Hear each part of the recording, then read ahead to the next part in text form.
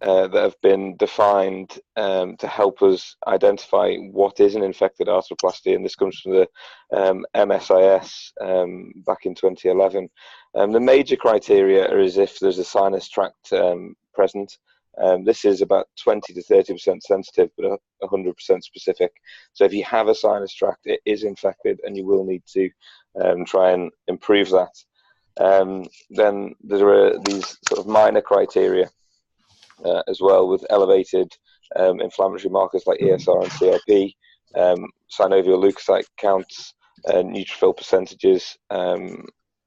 So they're the main things. Sorry, that hasn't come out. So if we look at the epidemiology of all of this, if you look at the UK and the US, about 23 to 25% of revisions following knee arthroplasty are due to infection, where it's a lot less for total hip replacement. It's around 12 to 15%. It has a higher mortality rate if you get an infection, and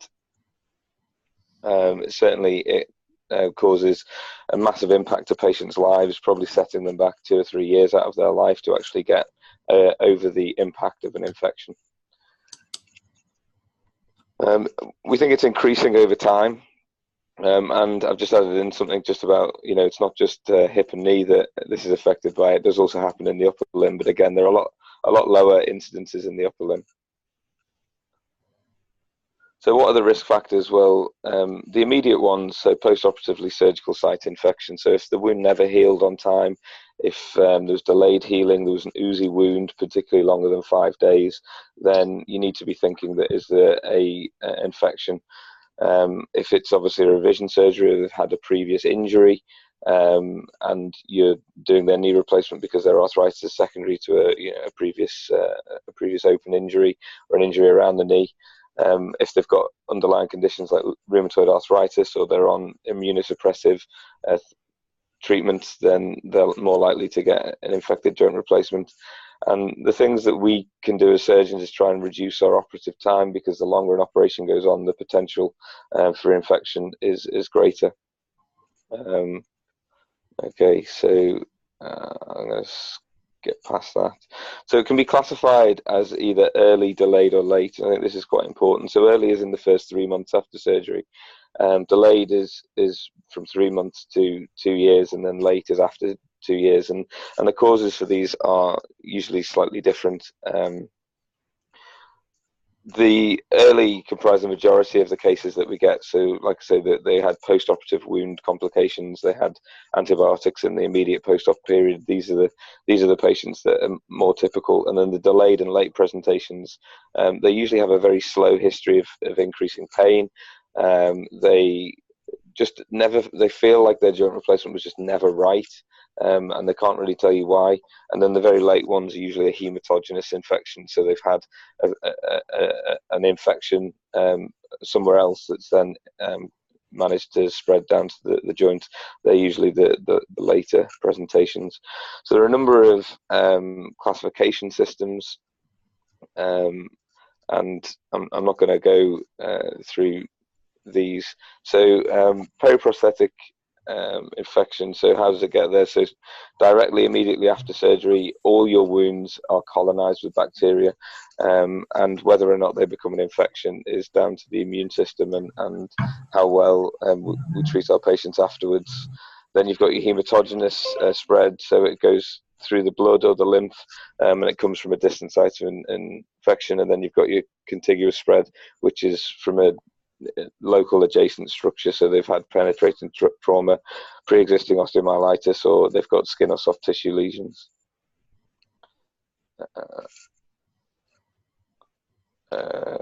Okay, so the majority of joint infections usually occur within a year, and they are probably because of what we did at the time of surgery and the microorganisms got in. These were either direct contact or contamination, and once they're on the surface of the implant, then there's a race to see if the organism can produce a biofilm and try and essentially get a better host environment to live on the implant.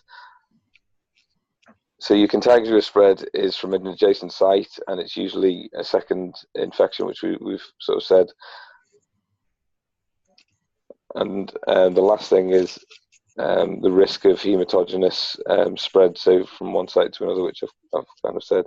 So biofilms, these are complex glycocalyces, and they provide an environment that keeps any antibiotic or anything away from being able to get through to the bacteria. So it gives them this really nice environment to live in, and it means we can't get rid of those microorganisms.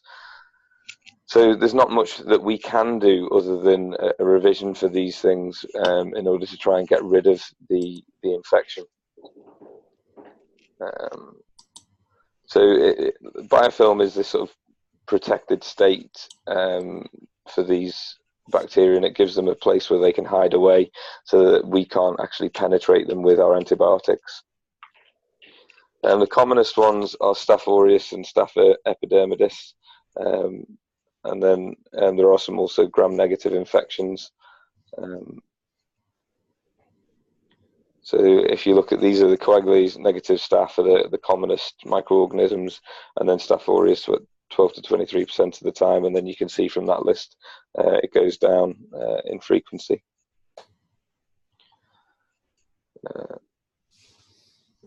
So what I wanted to talk to you about really next is the sort of clinical presentation, so that, like I say, these patients will come back to you, and if they've got an obvious draining sinus, that's simple, but it's the ones that are slightly more complex. They've got a grumbling arthroplasty, they're less than a year, and you talk to them and you hear that they've had problems with eating antibiotics early on, the wound never really healed properly, and these are the ones that you just need to try and find a diagnosis for. So there's no one test that you can do that will say someone's got a joint infection. So it's more the clinical picture, it's the blood picture, it's the synovial fluid, the biopsies, the scans, the radiographs, everything all together that leads you down the path of deciding whether or not they've got an infection. So we use ESR and CRP in the UK, and certainly these, if they're not normal, then there is possibly something going on. And if you have a combination of a high ESR, if you have normal ESR and normal CRP, it's 96% sensitive for ruling out a prosthetic joint infection. So if you have any... Sorry, again. Yeah, so if you have any raised inflammatory markers, then you have a risk of getting an infection. Okay, so, and then you've got interleukin-6, that's another one that you can start to measure. So it rapidly returns to normal shortly after joint arthroplasty. So it becomes a very useful marker early on in the post-operative period, and it's very sensitive and specific, really. So it's a test that I've not ever really particularly used, but it's becoming an increasingly used marker for infection. I think imaging is incredibly important. Plain radiographs, obviously, they're the mainstay of what we use in the early stage. So you take your X-rays, if there's been a change in the implant, if there's any signs of wear, osteolysis, movement of any of the implant, then potentially you need to ask, why is it loose? Is it aseptic loosening, or is it because of a deep infection? And then we use more advanced things such as CT in order to get a 3D reconstruction of all of this, and that is again more sensitive and specific, and it at least tells you how much bone loss you're dealing with and helps you with your reconstruction. You've got your bone scans. These are only really good after sort of 18 months of the implant being in, because otherwise you get false positives at an alarming rate, really. So it's important that you've waited a significant period of time before you can actually interpret these with any accuracy. And then we've got more of the sort of specialized and expensive tests. So your antibody labeled CTs and your CT spec scans. And again, these are good, but they're just combining two different types of tests together to give us more things. So we're increasingly using synovial fluid analysis these days, which if you use a urine dip test strip, you can get the leukocyte count, and if that changes colour, that's now said to be just as specific as these very expensive tests that you can get. And they're looking at the leukocyte esterase count. So, this is helpful, but again, it doesn't give you your diagnosis. The most important thing is actually culturing. So when you've got an antibiotic that you've cultured in a lab, a bacteria that you've cultured in a lab, you know what you're dealing with, so you know what type of infection it is, and hopefully you can get your antibody sensitivities as well. So it's really important that you go in and you do your aspirations in a clean environment, and if you can take any tissue biopsies, that's really useful as well, because that's what's actually going to give you your diagnosis. So I'm going to move it on just a touch. So general principles of management. So the goal is to get rid of the infection, give them a good functioning joint that's free from infection, and to get them up and moving again. Unfortunately, these are challenges that we don't always get all of them right, but hopefully we can get patients back to a good standard of care, and with some good function. So what we need to do is make sure, we have to decide what type of timescale it's been. So in the early timescale, we can do something called a DARE procedure, which is debridement and prosthesis retention. So if it's early, within 3 months, those early infections, we can go back in, open up the joints, wash everything out, take away all of the horrible and infected looking tissue, so everything goes back to bleeding healthy bone with a radical debridement, and then change the changeable components. So usually in a knee, it's the poly liners. In the hips, it's usually the head, if you can get it off without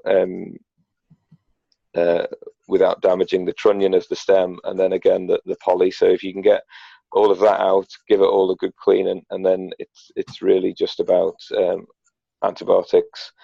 And sorry, Tom, can I just stop you for a second, Tom? Yeah.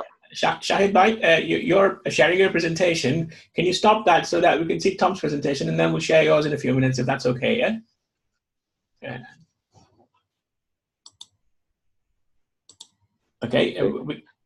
Can you stop your presentation if that's okay? We'll get Tom to share it then, if that's okay, yeah? Okay, I'll do it. I'll just do it. Just give me a second. Okay. So yeah, with your DARE procedures, it's really about antibiotics, and for me, a lot of it is about fingers crossed and hoping that you've done enough. So what we're trying to do is do the minimum that we can, and there is good evidence that DAREs work in probably 85% of cases in the early stage, but you really have to be doing a radical debridement, because you've got to try and get rid of all of the infected tissue, because anything left behind will only come back to bite you.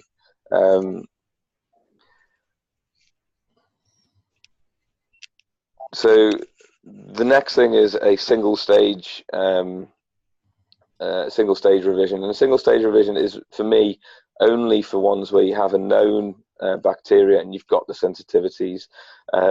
Also in patients that have very high risk and comorbidities, and you wonder whether or not they would be safe to have a 2-stage revision. So you can do a 1-stage revision, and with this you take everything out, you again do a radical debridement, and then you reconstruct. And for me, this is usually done with 2 surgeons, because I certainly don't debride as hard as my colleagues probably would. So I would ask one of my colleagues to come in and do a second debridement after I felt I'd done a sufficient debridement.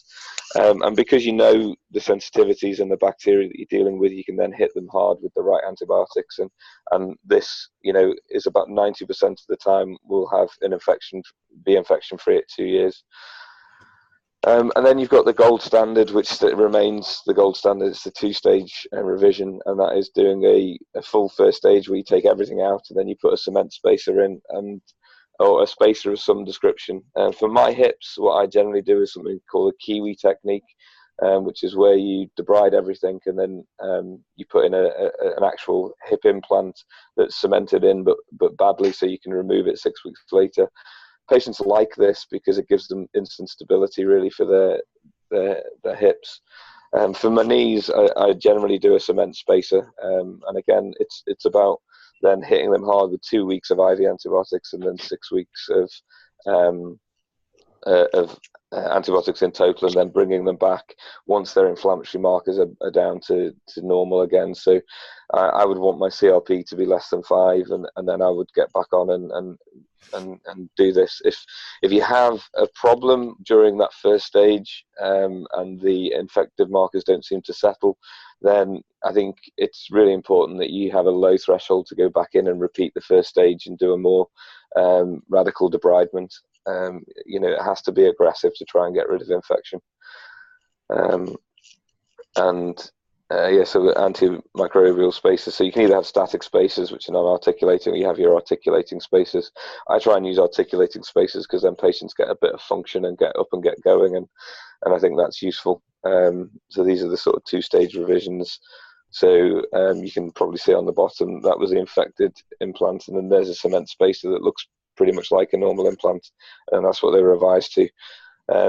And then this is a cement spacer that's been put in. So they've used a mold, and then they've put something to reinforce it down, and then they've inserted that into the femur. So spacers are good because they help provide mechanical support, so they prevent the contractures that people do report, and they also continue to elute antibiotics at a high MIC, so it's really good. You've got to make sure you choose the right antibiotics, and they've got to be heat stable. So it's usually your mycins, your gentamicin, vancomycin, all those sorts of things. But it's really important that you have high doses of these in. And if you know what your bug is from an aspiration, then if you can use the right antibiotics in your cement, even better. So yeah.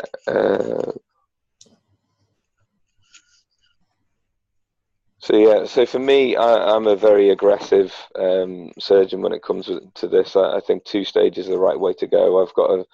I don't think there's something that I have a great belief in unless you've really been aggressive early to get rid of them. Can you treat people with just antibiotics alone? I don't think you can. It's not recommended.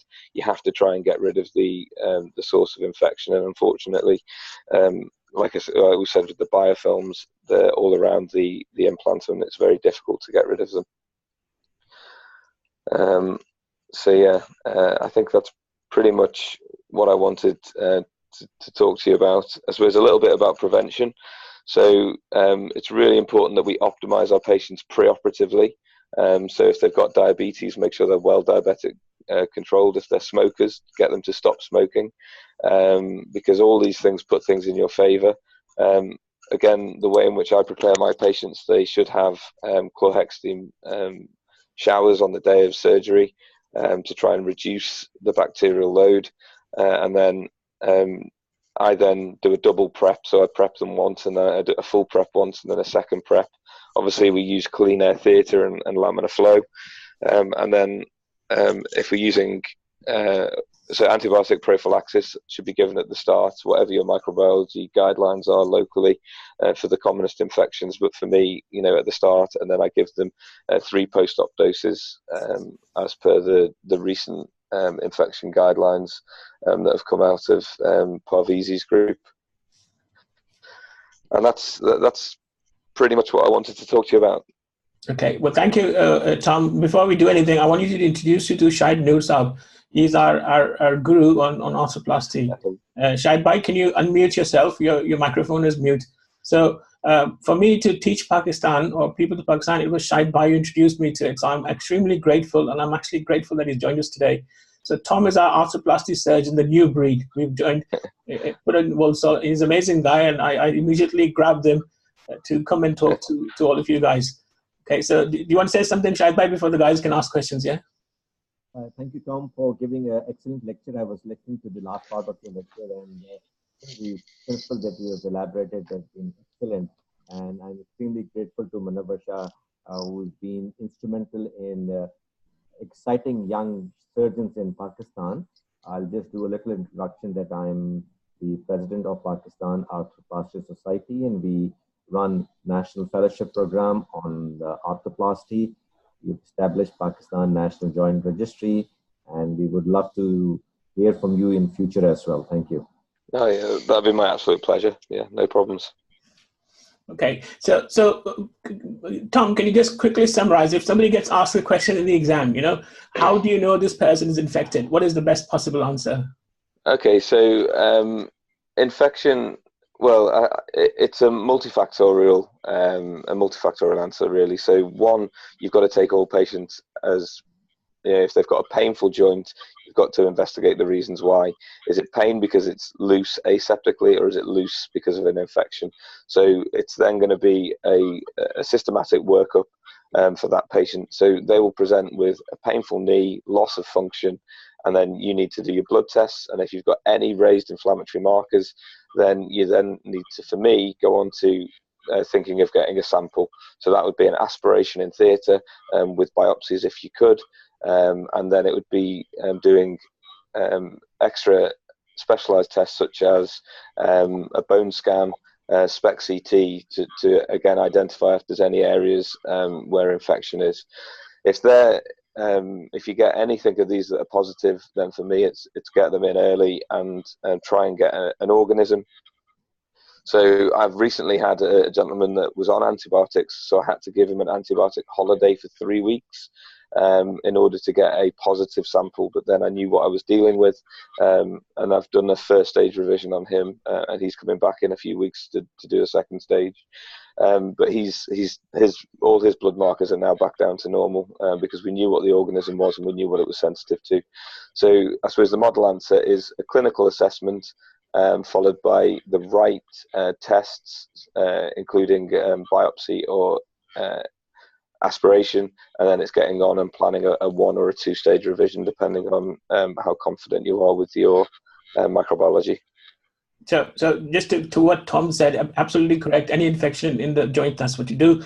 But if you are bold enough to do a 1-stage revision and somebody asks you for evidence, there is evidence from London, from Faris Haddad's group, like I said, they all do primary 1-stage revisions. I think many surgeons are not brave enough to do 1-stage revision. Just to add on to it, interleukin and prolactin are 2 tests that are now getting very, very common. I think Shahid Bhai will say one of our colleagues from Indus Hospital went to, Amin Chennai, he went to one of the American Academies meeting, and they had a special session on infection, and they were all talking about prolactin in a big way. So I think watch for the future. That is coming in the future. Everybody's going to go prolactin way, yeah? So prolactin's the big one coming up, D-dimer, and they're both taking over the leukocyte esterase tests. But yeah, there's a lot of tests coming out, but they're not validated yet. So I'd be careful. I think if you're answering an exam question, a 2-stage revision should always be the answer that you give, because although you can do a single stage, 2 stage is still the gold standard. So for me, if you're answering in an exam setting, I would say I would plan them for a 2-stage revision. A 1st stage debridement with an articulating or static spacer, and then come back once all their inflammatory markers were normal. So when I was doing exams, biofilm was the hot topic. So you guys need to know what a biofilm is. There's a battle between in cement to go where it wants to and implant the body, and the tissue to get in between it. If the upper hand is taken by the biofilm, you're going to be destined to have infection. So just remember, biofilm is a key thing in infection. You must know it inside out, and you must be ready to answer that question in the exam. So guys, anybody want to ask questions? Thomas, you have the next few minutes. I want to ask a question about the biofilm. Is there any imagining modality by which we can diagnose the biofilm? For example, according to the book I have read, the literature in that if the infection is 3 weeks older, then it's probably the biofilm is formed.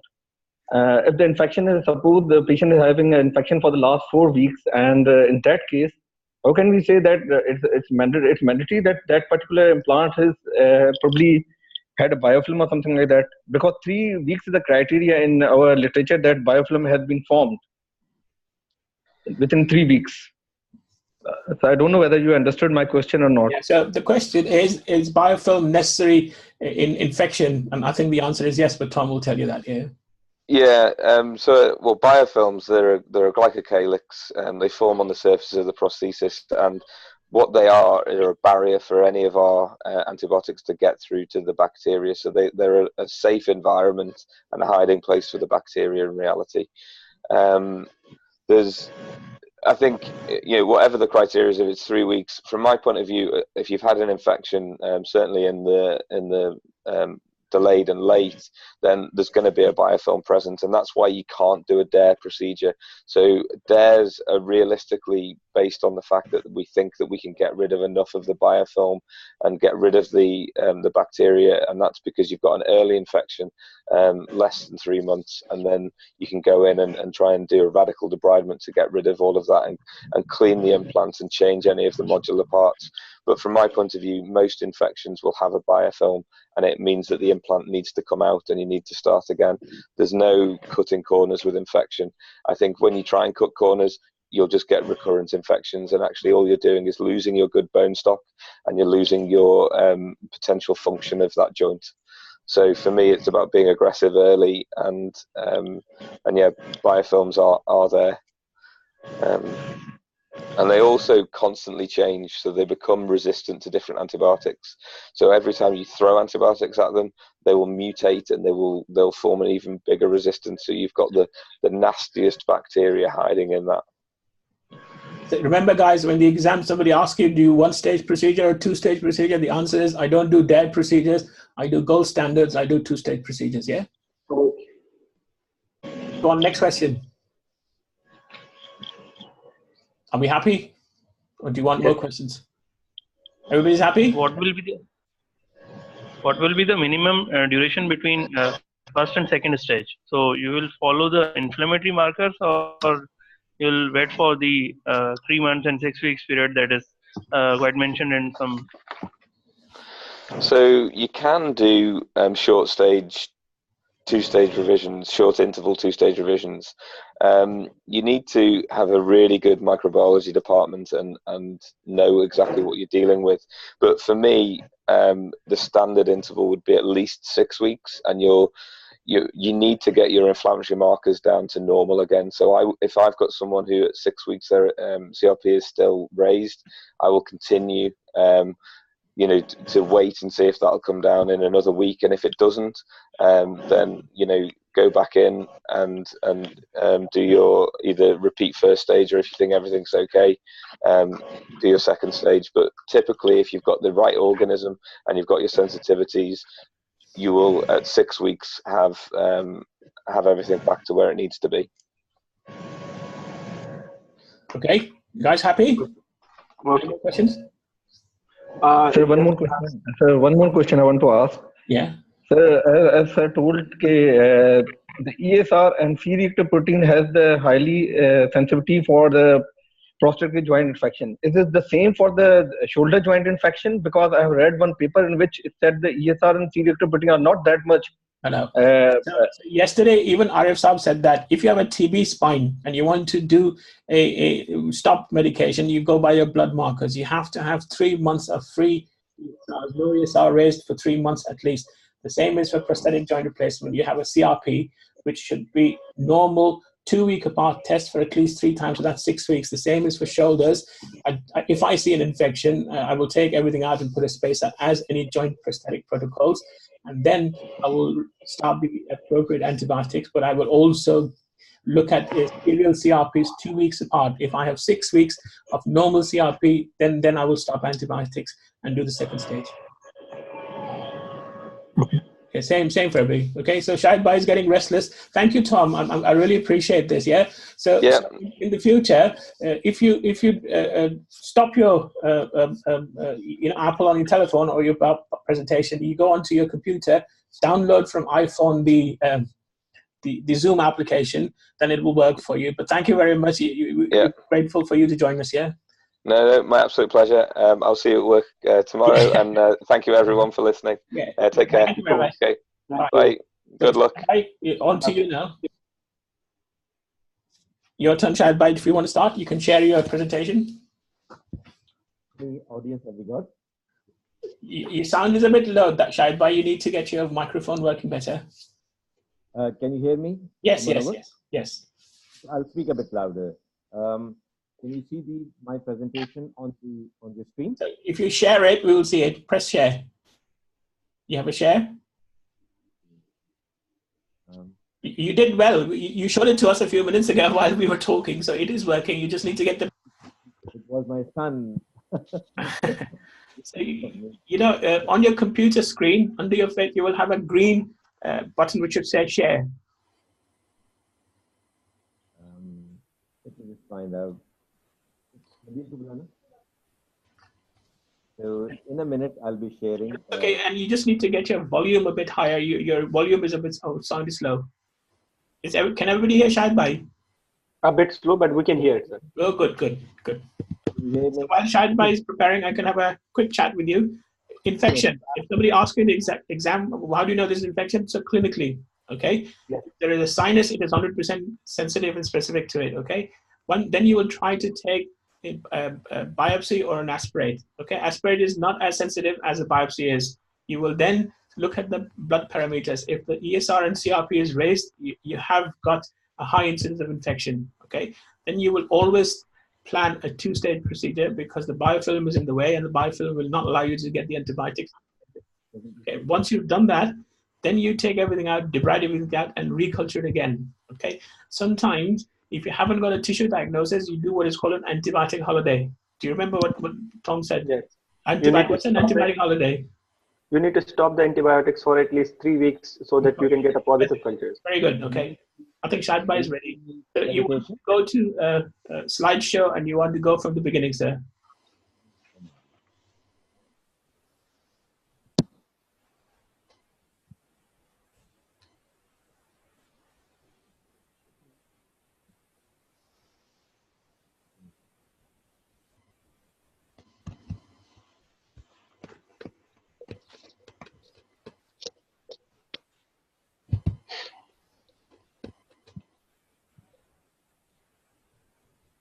Manohar, can you hear? And yes, we can see and hear, sir. If you go into the slideshow on the top of your slide and go from the beginning, the whole screen will then show the slides.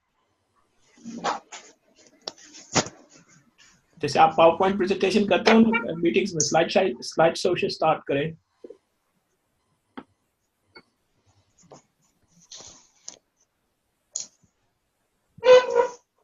ये video of कर दो. Can you see the presentation now? Yes, perfect. It's working now, sir. Can you hear me as well? And just a bit about your volume. Your volume is slightly slow, sir. Okay. Let me put a mic on. It is, we can hear, but it's low.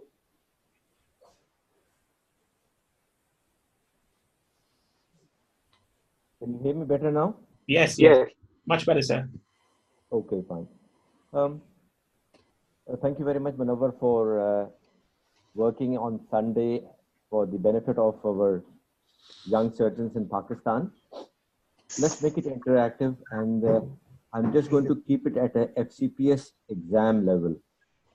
I don't want to give lecture. I want participant to bombard me with questions in the middle of the presentation, and I'm going to ask few questions as well. Would that be okay, Manohar? Yes, absolutely, sir. You do what you want to do, yeah. So today's presentation, Tom has given about the revision joint replacement and prosthetic joint infection.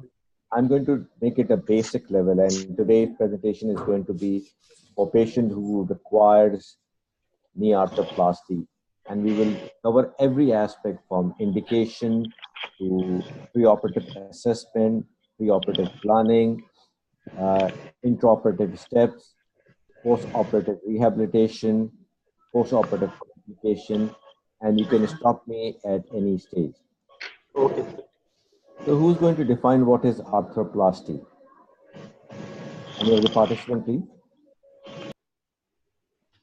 Any of you guys, you want to answer what is the definition of arthroplasty? Shahid Bhai says it's going to be interactive, so you are on the spot. So anybody? Arthro means joint, plasty means reconstruction. So it is a reconstruction of the joint. Okay. And do you remember how long arthroplasty has been practiced in the world? Not From exactly. half a decade. I think Oh, many more hundreds, than 50. many Sir, hundreds from years. 1850. Yeah, I mean, people have been doing some kind of, as you've said, fashioning of the joint. So people have been putting bladder surface, people have been putting a glass surface and metal surface and fascia lata. So Placenta. placenta, pig bladder. So people have had arthritis for hundreds of years and they've been trying different aspects. So you're absolutely correct. It's a surgical fashioning of the joint. And people have been suffering, so they have tried different things. Can somebody tell me what are different types of arthroplasty? So different types of knee orthoplasty. Yeah, or any arthroplasty?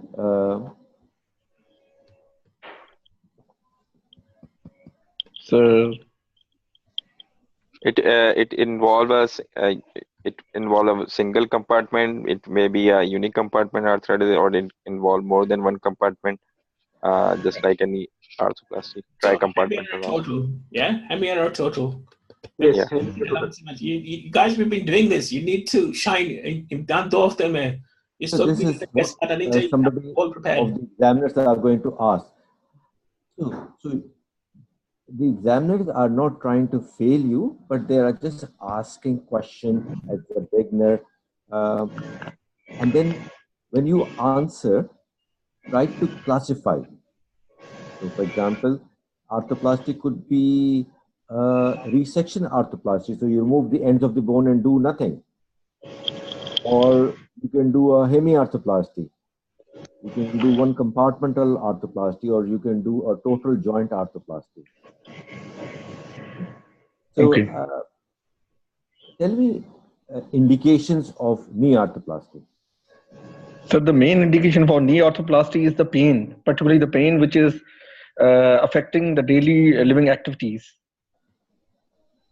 So, what pain? Shoulder pain is the indication of knee arthroplasty. So the knee pain, obviously. But then Knee pain pain. in the knee can be from different reasons. For example, a pain in the knee could be from pes anserina bursitis, could be from meniscal tear, a lock knee. So you have to be clear.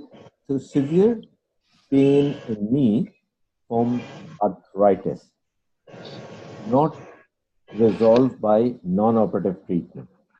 And this is a universal statement that you can give for, and you'll be clear. So severe pain, arthritis of the joint, that arthritis could be of different type. Can somebody tell me different types of knee arthritis? That is Non-inflammatory. Osteoarthritis, rheumatoid, inflammatory arthritis, or osteoarthritis. Yes. Primary or secondary arthritis? It's a Yes, primary arthritis absolutely or right. secondary arthritis?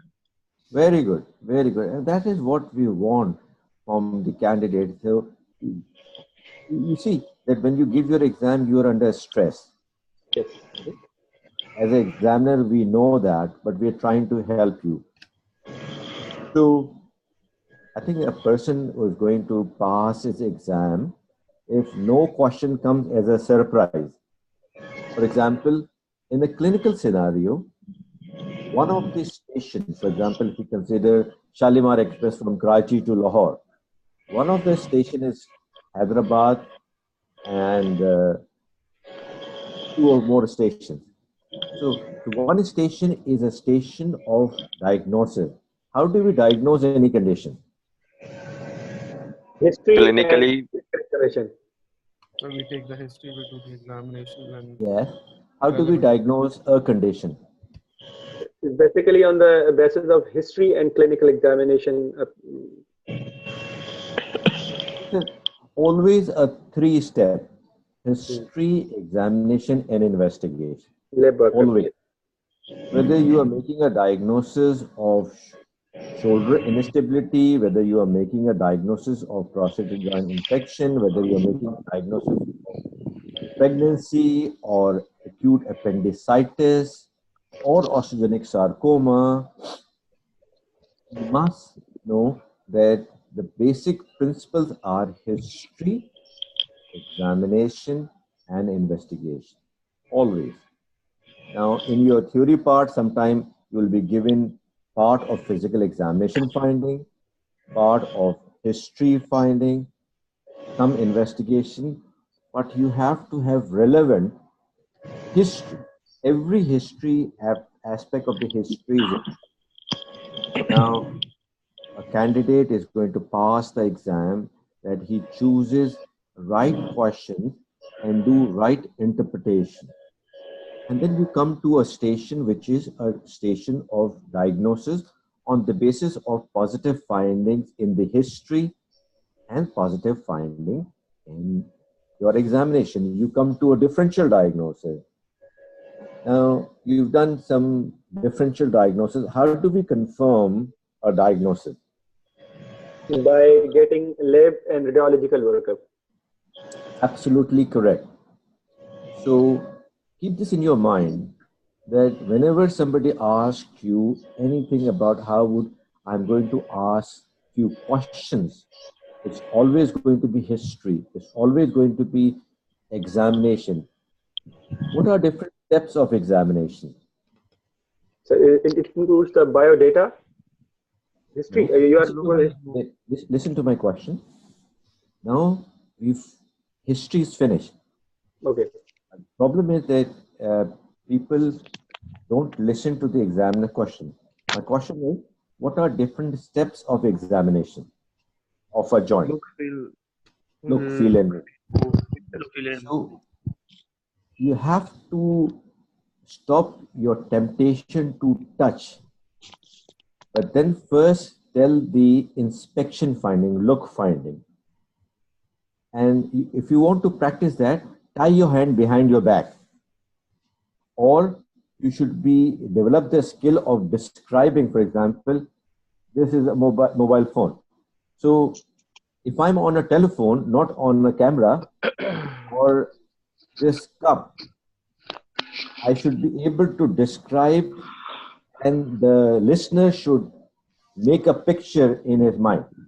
कि ये cup है, इसके एक डंडी है, इसके एक नीचे बेस है, इसके ऊपर चीजें हैं. So this is a skill of looking at it and then describing it. And then you feel certain thing. When you're feeling certain thing, then you should not look at the joint.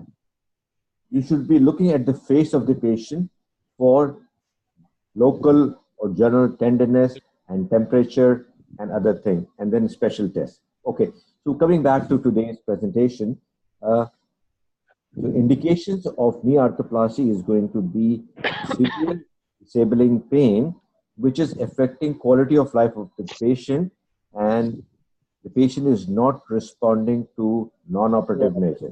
Any question on that? Any discrepancy on that? Clear, sir. sir. Everybody happy?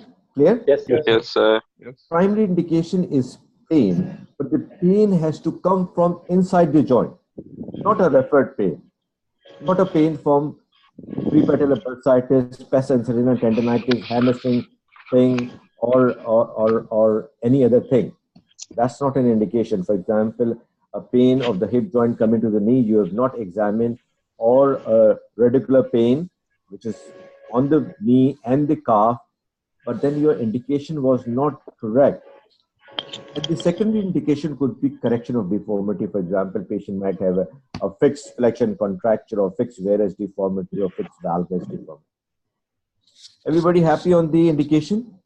Yes, sir. Yes, sir. Okay. Now, so we have a patient who has severe pain, not responding, and you have counseled the patient as well. Let's come to surgical goal.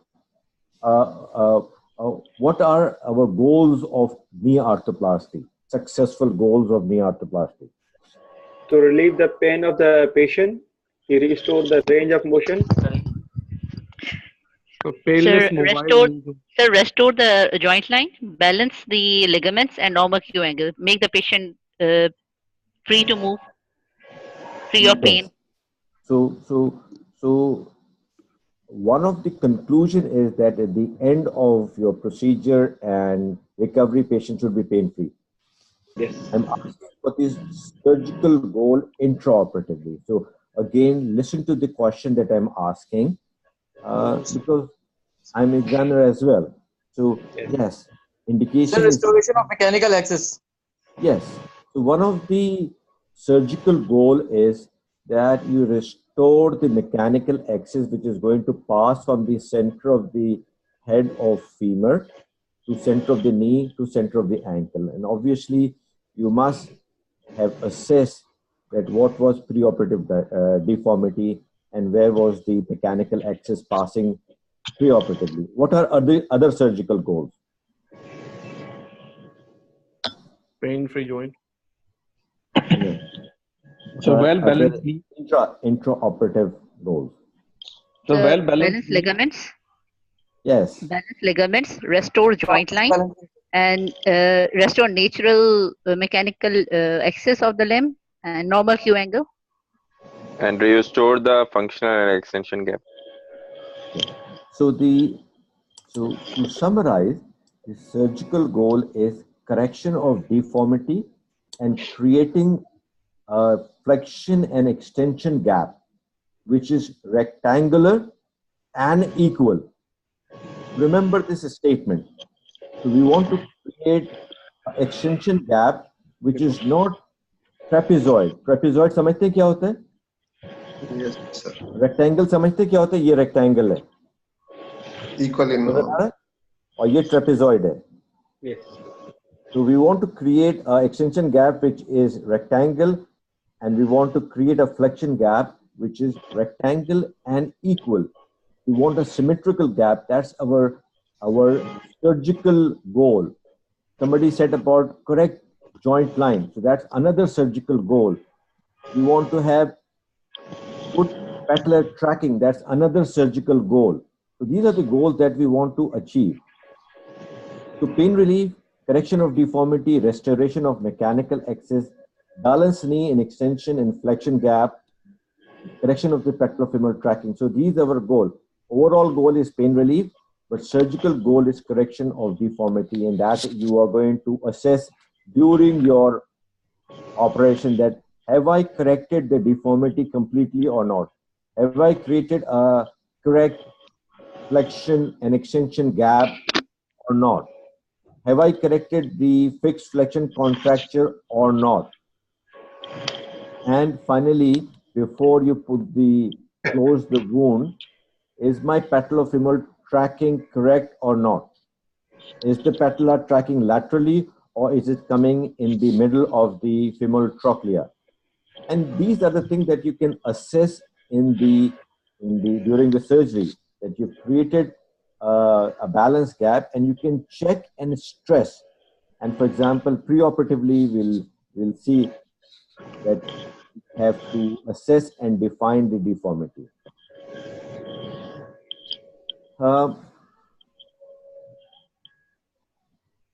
So when we select a patient, so somebody has a severe pain and not responding to conservative treatment, what preoperative changes that we need to make that our outcome are going to be extremely successful? Anybody? So the ambulatory status of the patient pre-op, whether the patient is medically or surgically fit, or whether he's having some sort of any active infection going on. If he is having some sort of active infection anywhere in the body, so I think that will be a contraindication for this. Will be contraindication. So we remove contraindication, obviously. So what are we trying to do? Is knee arthroplasty an emergency surgery or an elective surgery? Elective surgery, sir. Very good. So for example, the patient has severe arthritis, but he has a chest infection and a boil on the thigh or the foot. So obviously we can treat the chest infection, we can treat a peripheral skin infection before we embark on the surgery. The patient is diabetic. Is diabetic a contraindication to knee arthroplasty? Yes, it is No, a relative contraindication. No, sir. no, sir. No, It it's is We not a control. contraindication. Uncontrolled It's not diabetes a is a contraindication. It is Uncontrolled is a relative contraindication, but relative. so you cannot refuse a patient who's suffering from diabetes that you cannot have a bypass surgery or a knee replacement or angioplasty or a prostate operation. But yes, what you have to define is what is the HbA1c result, what is the fasting sugar report, and then if it is uncontrolled, then it can be controlled not by an orthopedic surgeon but by a diabetologist. Okay, so Okay. I'll summarize that if you want a good result, then we require medical evaluation, physical evaluation, and radiological evaluation. And patient has to be mentally fit and prepared, physically fit. So medically, and physically fit to have a very good post-operative recovery. If the patient has severe depression, then this patient is not going to cooperate with you post-operatively. So it becomes a relative contraindication because depression can be controlled and can be treated, and patient must cooperate. So अगर उनके बच्चे लेके आ गए ना कि अम्मा का कराना but अम्मा is not prepared, then she has to be prepared and counsel that yes, there will be post-operative pain and she has to undergo physiotherapy. So what medical evaluation are we going to do? We have to screen for any remote or local infection source. If the patient is diabetic, we have to control, we have to screen him, her or him for the raised sugars. We have to control the other comorbidities like hypertension or ischemic heart disease. And we have to encourage patient preoperatively for the core strengthening exercises and knee range of motion exercises so that it impacts, get a better result post-operatively. And nutritionally, we will build the patient. Very good. So all of you must understand that it is an elective procedure. It's not an emergency procedure. And normally the arthroplasty is done in elderly population. Is that correct? Yes. Yes. So it requires a full detail. So one of the aspects of your history was the reason of pain. कि pain कब है, कैसे होता है, क्या treatment क्या है. And now you've made a diagnosis that this patient has got severe arthritis. And you embark on non-operative treatment and the patient does not respond to non-operative treatment and you counsel the patient for knee arthroplasty. But then it requires a further evaluation. Medical history. आप diabetic हैं, blood pressure है, asthma है, kidney का function कैसा है, ठीक है ना, पहले कभी TB तो नहीं हुई, तमाम medical histories you have to evaluate medical history and document this. For example, any previous history of MI, ischemic heart disease, diabetes, all has to be documented. Previous history of bypass surgery. So complete medical evaluation is required. Complete physical examination is required as well. What stage of deformity has the patient got? What is the status of quadricep muscle? Has the patient got a fixed flexion deformity? Whether it's a varus deformity, valgus deformity, recurvatum, and we need radiological evaluation as well. So we've said about medical evaluation, diabetes, hypertension, ischemic heart disease, whether the patient is suffering from rheumatoid. Yes. If the patient is suffering from rheumatoid, what do we need to assess? We need to assess methotrexate and other drugs history. What the So the patient drugs is, he is on, so, also the cervical spine examination, radiology. okay. So what is the main objective of our assessment of a rheumatoid patient? Main conclusion. Rheumatoid patient, we can not go for a PCL retaining arthroplasty. In that case, we will have to some sort of PCL stabilizing arthroplasty. No, I think it's not a correct statement. I'll rephrase. You've made a diagnosis that your patient has rheumatoid. What do we want to know before we embark on? We want to Sir, know Status of his C spine. sir, Cervical mobility, spine.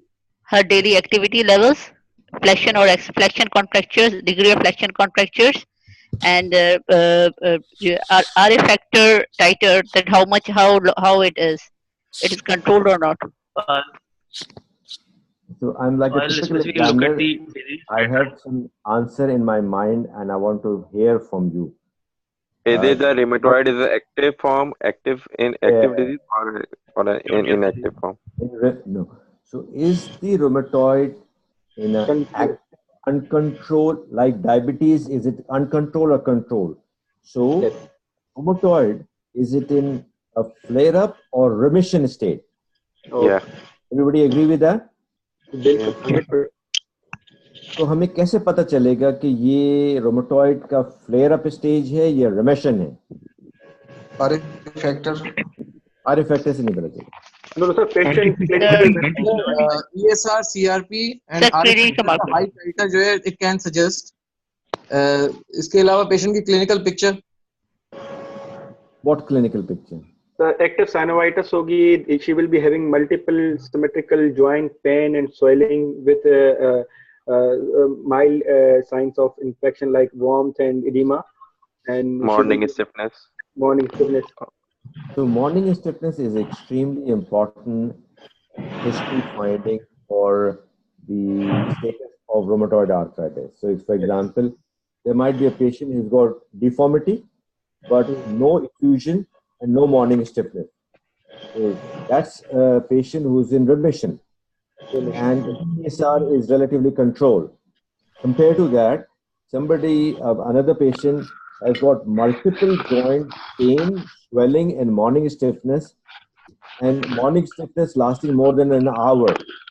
That ESR is very high. You don't want to operate on this patient.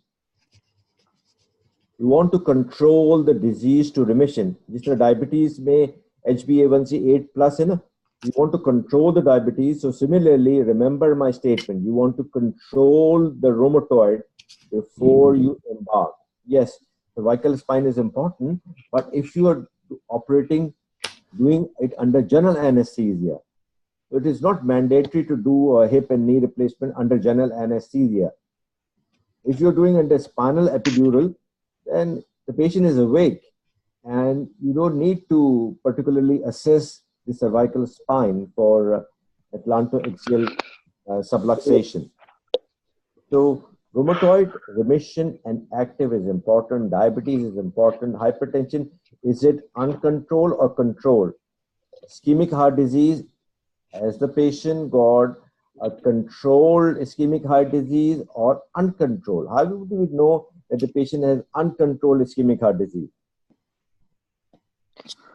If he is having pain on or claudication or shortness of breath on mild walking or climbing stairs. Yeah. Angina is going on with the treatment. Angina, rest angina is extremely vulnerable stage. So shortness of breath and angina on activity is fine, but if the patient is getting shortness of breath at rest, then it is pretty uncontrolled. But then we are not a cardiologist. So to be on the safer side, any sign of ischemic heart disease need to have a documentary assessment and clearance from his cardiologist.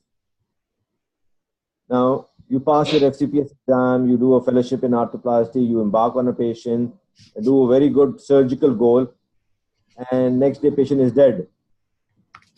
So Najmul Hassan is not going to be very popular surgeon in his area. Exactly. Malik Osama is not going to be very popular in his hometown. So you're not going to show a very pretty good looking X-ray कि हमने joint line भी correct कर दी है और balance भी कर दी है, pattern tracking भी बहुत अच्छी हो गई है और X-ray भी ऐसा हो गया है, but patient का तो पतिया हो गया है. तो वो डंडे भी लेके आएंगे और भारी लेंगे. अगर आप लियारी के एरिया से हैं या आप आपको उठा लेंगे. Okay. rheumatoid need to be assessed. The kidney status has to. Why is kidney important? You think kidney is important? Yes, it is important, sir. Yes. हमारे लिए क्यों important है? Orthopedic surgeon के लिए kidney क्यों important है? Vitamin D, sir. There's a conversion of vitamin D, active form of vitamin D at kidney. ये जो पेशेंट हमारे पास नी रिप्लेसमेंट के लिए आ रहा है, उससे पहले कितने साल तक उसने पेन किलर लिया है? Yes, 15 or 20 years. आपने अगर उसका किडनी स्टेटस मालूम नहीं किया और उसका creatinine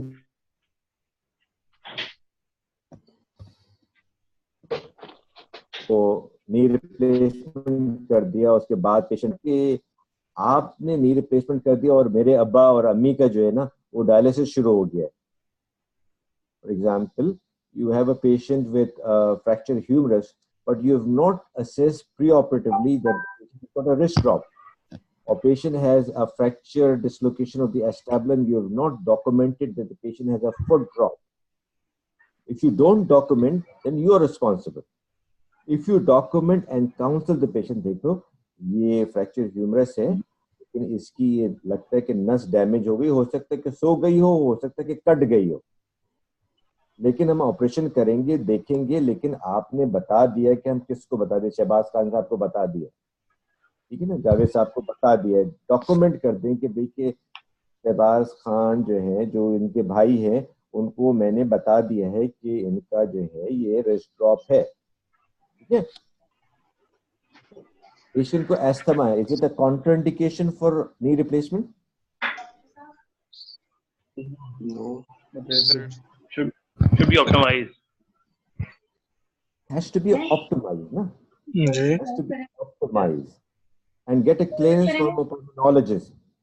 And then you have a peripheral source of infection, for example, UTI, respiratory tract infection, skin infection. It's an elective procedure. So you are responsible. आपने एक पेशेंट है बुरके में है, उसका एक्सरे कराया, आपने कहा कि भाई कि आपको तो नहीं रिप्लेसमेंट की जरूरत है, लेकिन आपने चेक की नहीं उसको.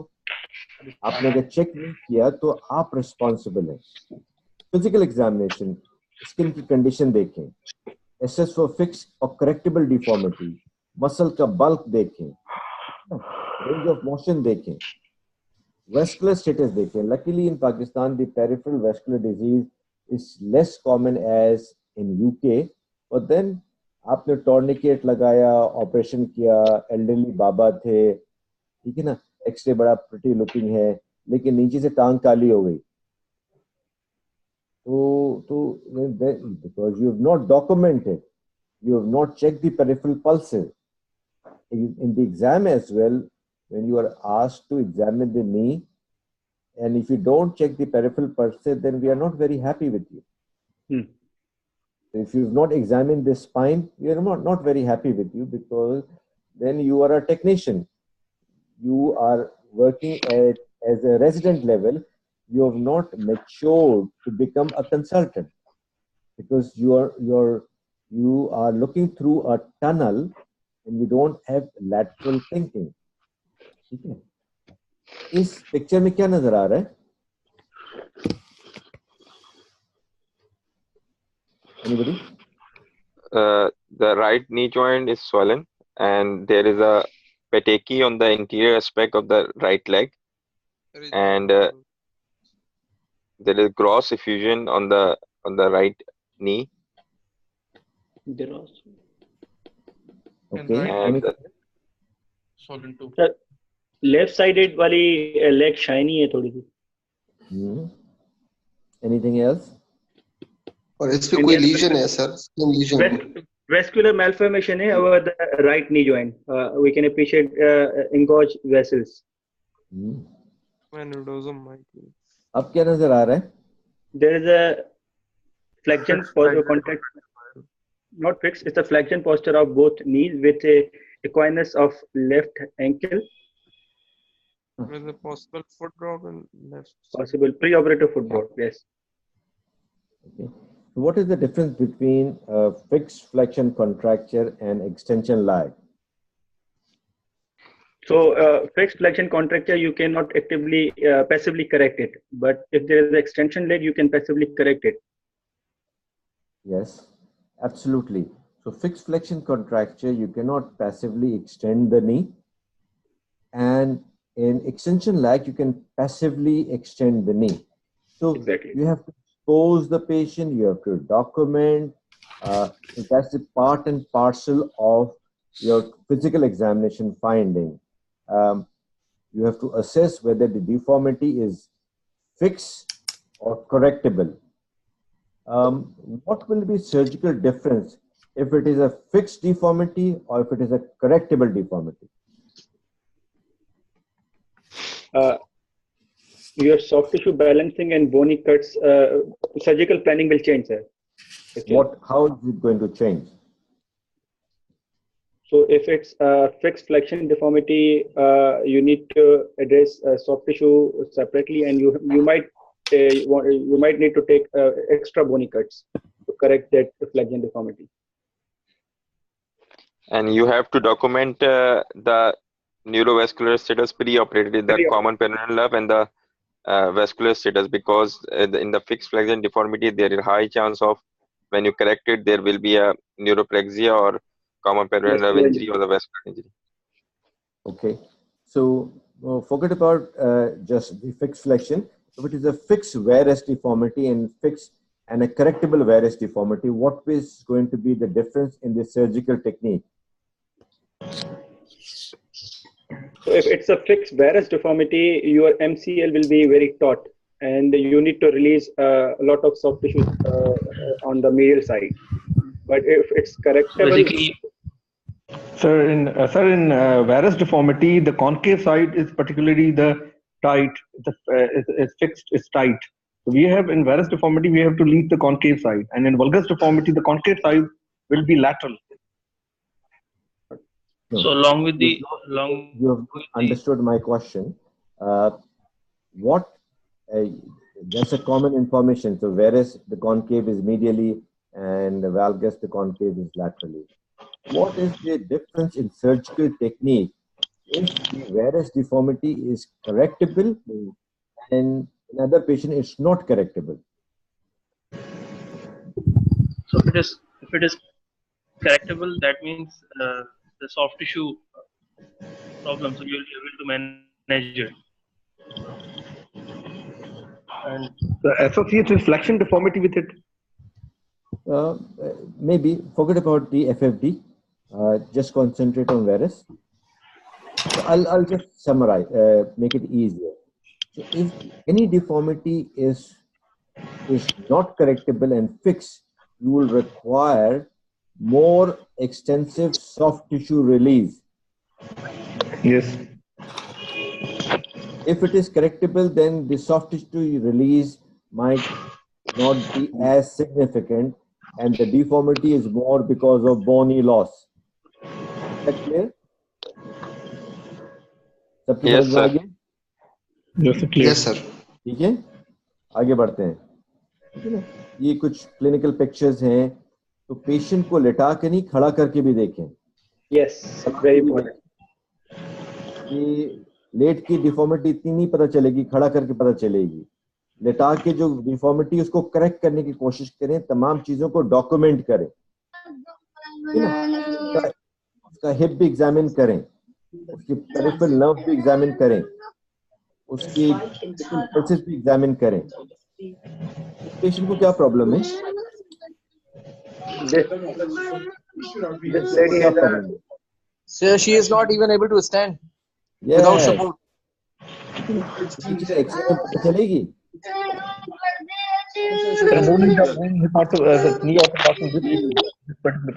नहीं पता चलेगा ना. But then you have to document that the patient has not been ambulant, cannot stand. Okay. So this has to be documented. Is the patient mobile or not? If you are making a decision on the basis of the X-ray, then you are not going to be successful. You have to check, document. एक patient पे क्या आ जाता है कि अम्मा का operation कराना है, ये एक्सरे है, अम्मा कहाँ है, अम्मा तो घर पे है, तो अम्मा को लो, अम्मा तो चल नहीं सकती, कब से नहीं चल सकती, 2 साल से नहीं चल सकती है. उसकी बोन का क्या हाल होगा, उसके मसल का क्या हाल होगा. Yes. फिर वो पूछेगा अम्मा खड़ी कब होगी, अम्मा दौड़ेगी कब, है ना. ये has to be documented. Then we come to radiological diagnosis. So can I ask पूछे. Regarding the fixed and correctable deformity, you told us that the correctable deformity will be having a less soft tissue release as compared to the fixed deformity. Does it change the bony cuts, bony surgical cuts planning, fixed versus correctable? The bony cut is an entirely different topic we'll cover. So bony cut has got nothing to do. So you cannot change your bony cuts on the basis of correctable and fixed deformity. No, you will not. You would not change the bony cuts are to achieve mechanical access. Bony cuts are never because of severity of varus deformity. Independent. Bony cuts are independent. Take my word, whether valgus or varus or severe or mild, your bony cuts are not going to change whether it's a fixed or correctable or it's a mild or moderate or severe deformity. They are independent. They are absolutely independent. Okay, sir. Including fixed flexion contracture and extension contracture. We'll come to fixed flexion contracture, but when we come to the basic cut, my presentation has after a few slides, we'll come to the bony cuts, but let's concentrate on current status. Okay. The X-ray has to be a weight-bearing X-ray, including AP, lateral and skyline, and ideally lower limb standing scanogram from the hip, knee to the ankle. But it has to be a good quality X-ray. What do we see here? Anybody?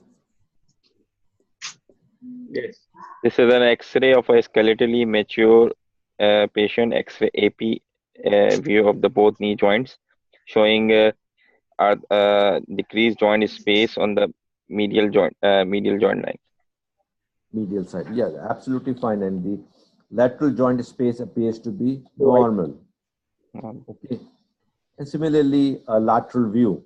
Okay, compared to the previous. Can I make a comment, Chad Bhai? Can I make a comment? Yes. So in the exam, prefer not to do a view of one. We ask them to show you the second view, because if you have a fixed flexion contraction, you cannot actually comment on an AP view. So in the exam, I think in UK, if you say or describe an AP view without looking for the lateral view, it is not considered good. I'm not sure what Pakistan does, Shahid Bhai, but I would prefer, if you guys are doing exam, not to make a comment on one view. Ask them to show you the second view before you make a comment on it. I totally agree with you, Manohar, that or even with fracture, you will mix a fracture because you've not seen the other view. So it's a common saying that you cannot comment on X-ray if you've not seen the other view, and you cannot comment on the X-ray if you don't see a joint above and below. And then you have to describe what you are looking at, a joint X-ray or a long bone X-ray. So compared to the previous X-ray, what is the difference in this X-ray? This is weight-bearing X-ray, sir. Okay, take my word, the previous one was a weight-bearing X-ray as well. But what is the difference? There is a complete joint space narrowing on the medial side, and there is a varus deformity bilaterally, and the more on the left side as compared to the right. Okay, so it's a bone on bone. So it's a bone on bone deformity, and you can see some osteophyte. So I was telling you about the train that goes from Karachi to Lahore, and it comes to Hyderabad or Larkana or other places, Multan. So which is diagnosis. The second stage is to assess the severity of problem. Is it a mild problem, or a moderate, or a severe? So it's a radiological severity and the symptom severity. For example, this X-ray and the patient says कि मैं तो 4 kilometre चल लेता हूँ और कभी-कभी pain killer खाता हूँ, तो मैं इस पेशेंट को तो ऑपरेशन के लिए नहीं कहूँगा. लेकिन इससे पहले वाला पेशेंट था और वो कहे कि भाई मैं तो 1 फरलॉन्ग भी नहीं चल सकता हूँ, रोज पेन किलर खाना पड़ता है, मुझे तो एसिडिटी भी है, मैं तो पेन किलर भी बर्दाश्त नहीं कर सकता हूँ, मैं तो गाड़ी भी नहीं चला सकता हूँ, मैं तो सीढ़ी भी नहीं चढ़ सकता हूँ. तो symptomatically that patient is more severe. Radiologically, this patient is more severe. So final treatment is going to be on the basis of symptom, not on the basis of the X-ray. Is that clear to everybody? Yes, sir. So we see the lateral view. What do we see here? This There is is a X-ray AP view of a knee joint showing distal femur and proximal tibia. We can appreciate multiple osteophytes along with bone loss on the medial tibial plateau, and there is a fragmentation on the left side of medial tibial plateau. Absolutely correct. But did you comment that is it a weight-bearing X-ray or a supine X-ray? Looks like a supine X-ray. Looks like a supine most of the X-ray. time it is written on the X-rays, but if it not, Yes. we will assume it is not. But then you can ask the. Now, what do you think? Is it a standing or a lying X-ray? So it's a lying X-ray. It's a lying X-ray because of severe deformity, and if the patient stands, the bone is going to touch because you see a big bone loss on the medial aspect of each tibial plateau. But then you have to describe, and then you have to say to the patient or the examiner that I would like to have a standing X-ray as well. This appears to be an X-ray taken in a lying position. Yes. So that's a lateral view. It's the same X-ray of the same patient, but now in a standing position. Yes. So you see that this X-ray might not appear so severely advanced, but the same patient in a standing position, the picture is completely changed. Different. Yes. Unfortunately, a lot of rheumatologists, they don't do a standing X-ray. When they assess their rheumatoid arthritis, they are going to assess the morning stiffness, number of joints which are involved, ESR, to assess the severity. But we, orthopedic surgeon, we identify radiological severity in a standing position. These patients are going to have a symptom on activity, not on rest.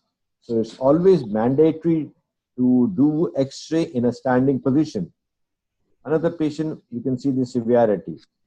What do we see here in this X-ray scanogram? We are looking for the mechanical axis deviation to the medial side on both knees, more on the right side. More on the right side.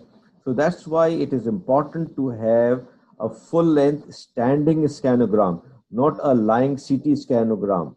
Okay, and you do that for documentation, and then if you have this documentation, then you are going to do a post-operative standing scanogram once the patient is fully mobile to check whether your mechanical axis now is passing through the center of the head of femur to the center of the head of the center of the knee to the center of the ankle. How much have you restored? And this standing scanogram, you can also calculate the distal valgus cutting angle as well. Yes. And here you see that you aim to restore it completely. We might not always achieve absolute correction, but this is the acceptable level of mechanical axis. Previously, it was passing medially. It's not passing from the center, but this is the very acceptable result. Everybody agrees with that? Yes, sir. What do we see here? Okay. So again, this is an X-ray AP view of both knee and distal femur and proximal tibia. We can appreciate a moderate amount of arthritis on the medial joint space, and with a healing fracture of left proximal tibia with a varus deformity. Okay. So what type of fracture is it called? It's an extra-articular fracture hai ye. And it's alteration of the mechanical axis of tibia. It is called a stress fracture. Extra-articular fracture hai. It's called Stress a fracture. Say, right, sir, right, sir. Right. Because of concavity. Now, for example, if this patient might have been coming to you for many years, and you've seen her a few months ago, and again, the patient say that the patient has severe pain now. He is not able to walk. and you shout at the patient, मैं आपको कितने दिन से कह रहा था कि आपको नी रिप्लेसमेंट की जरूरत है, आप मान ही नहीं रहे थे, और आपने पेशेंट को एडमिट भी कर लिया, और उसके बाद फिर क्या होगा? अगर इस तरह का पेशेंट है तो you must always re examine the patient and do a repeat x-ray. I've actually burnt my finger many a time. एक पेशेंट, एक डॉक्टर साहब की बहन थी, देखा, फिर अचानक वो उन्होंने कहा कि डॉक्टर साहब अब मैंने इरादा कर लिया है, मैं नी रिप्लेसमेंट करो, नीचे से टिबिया हिल रही है. She had a stress fracture within the gap when I saw her last time. I've seen another, ये डॉक्टरों के साथ हमेशा होता है. एक डॉक्टर साहब, उनके 4 बच्चे, डॉक्टर साहब, एक एनेस्थीसिया का कंसल्टेंट, एक ईएनटी का कंसल्टेंट, एक किसी का कंसल्टेंट, और एक इंग्लैंड से आ रहा था, एक कहाँ से आ रहा था, और वो ओपन किया तो अंडर फीमोरल कॉन्डाइल का fracture. You must always reassess the patient. हम इस पेशेंट को अब क्या करेंगे? ये इसको फ्रैक्चर भी है, सीवियर आर्थराइटिस भी है. What should we be doing? We need to optimize his metabolic condition. ठीक कर लिया. And then we need to fix it and wait for the healing. And कैसे फिक्स करेंगे? later on we कैसे fix करेंगे? ये शहबाज कैसे फिक्स करेंगे? Sir, we will fix it with the proximal tibia locking plate, open adduction internal fixation. Okay. Anybody else? So if the patient has got, I would ask for custom made implant with a longer tibial stem so that it could address the fracture as well. bypass the के लिए custom में बनाने की जरूरत होती है. So diaphyseal press fit stem, उसके लिए कस्टम मेड बनाने की क्या जरूरत है? No, it's available. वैसे ही, it's not custom made. का इम्प्लांट होता है, उसके नीचे आप स्टेम लगा सकते हैं कि नहीं लगा सकते हैं? We can, yes. उसके लिए कस्टम मेड तो बनाने की जरूरत नहीं है ना? No. इसमें प्राइमरी नहीं लगेगा या स्पेशल नहीं लगेगा? नहीं सर, अगर हम फ्रैक्चर को एड्रेस नहीं कर रहे हैं and we are doing the same sitting, then we will need a constrained implant. अच्छा, इसमें कंस्ट्रेंट क्यों डालेंगे? इसके कोलैटरल खराब है क्या, या नी में बोन लॉस है? Because the collaterals are intact, so you need a primary knee with long stem that bypasses through the fracture side. ये पहला भी जो ये वो था, एग्जाम में लफ्ज तुम्हारी याद रखिएगा, primary arthroplasty and primary complex arthroplasty. This is a primary complex arthroplasty where you're doing a joint replacement. You have to augment certain things. So these are the words you have to use: primary arthroplasty and primary complex arthroplasty. But then when you say constraint, हर लफ्ज का एक मकसद होता है. इसमें constraint नहीं लगेगा, इसमें प्राइमरी नहीं लगेगा with a stem. Constraint implant वहां डालते हैं जहां पे collateral ligament deficiency, or you unable to create a balanced flexion extension gap. इस लेफ्ट नी में कोलैटरल बिल्कुल नॉर्मल है, इसमें स्ट्रेस फ्रैक्चर है जो कि आप प्राइमरी नी का इम्प्लांट डाल के उसके नीचे एक्सटेंशन स्टेम डाल देंगे and you can mobilise the patient full weight bearing. Collateral view है. तो आपको इतना डिटेल में जाने की जरूरत नहीं है. Examiner just want to know whether you are able to identify this stress fracture or not, and you can say that I can manage this patient first by fixing the fracture and you can pass, or you can say I can deal with both problems. It's a complex problem, but a knee arthroplasty and an extension stem is going to solve both problem in one go. Okay, sir. Now let's come to the patient. जो है वो medical fitness भी हो गई, physical fitness भी हो गई, pre operative physiotherapy भी हो गई, एनेस्थीसिया असेसमेंट भी हो गया. अब हमें इसको नी का इम्प्लांट लगाना है, तो कौन सा इम्प्लांट लगाएंगे? Starting from the less constrained implant, basic implant से फिर हम आगे जाएंगे depending upon the clinical. हम तो एडवांस की तो बात ही नहीं कर रहे, हम तो प्राइमरी इम्प्लांट की बात कर रहे हैं. So what are different types of primary implant available, and then we will discuss why to use one, give preference of one over the other. So cruciate retaining, and then comes cruciate stabilizing, and which is divided into posterior stabilizing and anterior stabilizing. No. It's basically two types. It's PES, that is posterior stabilized, and another one is a CR, that is a cruciate retaining. Anybody else? How can we divide into listen to my question. Listen to my question.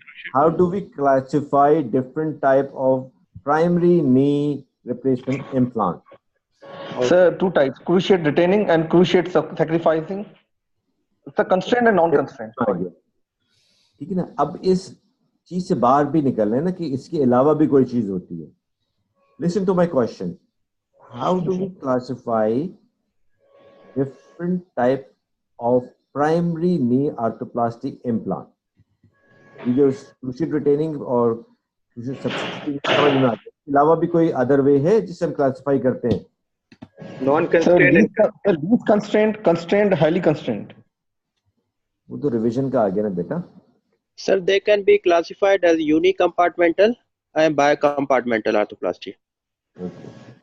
चले मैं आपको बताता हूँ कि हम classify कर सकते हैं. एक तरीका क्या है? on the basis of number of compartment, unicompartmental, bicompartmental or tricompartment. ठीक है? Agreed? Okay. Then on the basis of fixation, कि भाई कि cemented भी हो सकता है, uncemented भी हो सकता है. हो सकता है कि नहीं हो सकता है? बिल्कुल हो सकता है. Yes, sir. Then on the basis of PCL retaining or substitution, जो retaining होता है वो CR कहलाता है. जो sacrificing substituting होता है वो सब PS कहलाता है. Then could be a fixed bearing or a mobile bearing. Agreed or not agreed? Yes, agreed, sir. Agreed. Then on the basis it could be a metal back tibia or all poly tibia. Then a high flexion variety. Then a constrained variety. Then a rotating hinge variety. Then a knee implant with stem and augment. So these are the different ways. So don't just narrow yourself to PCL, retaining, CR and PS. So many examiner that we can classify according to number of compartment which has been replaced on the basis, and again on the basis of fixation, whether cemented or uncemented, on the basis of PCL retaining or substitution, on the basis of fixed bearing or mobile bearing, on the basis of metal back or all poly, high flexion, and on the basis of constraint, whether it's a simple non-constrained type of condylar prosthesis or a varus valgus constraint or a hinge or a rotating hinge type of implant. Any question, any confusion, clarity on this aspect before we move forward? No, sir. Okay. Then what are different approaches for knee arthroplasty? Midline parapatellar approach. No. And there is a lateral parapatellar approach. There is mid-vastus approach.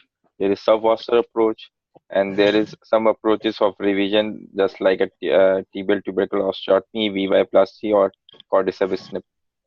Okay, very good. So skin incision could be midline or could be medial parapatellar or a lateral parapatellar, but most of the surgeon would do a midline incision. When you expose the skin, then again you have a medial parapatellar approach, you have subvestalis approach, you have midvestalis approach, or you have a lateral parapatellar approach. And then you have extensile approach, which could be a quadricep snip, which could be quadricep turn down, which should never be used. And you have tibial tubercle osteotomy. Everybody happy with that? Yes, sir. Yes, sir. Okay. Now, principle of correction. How do we correct deformity?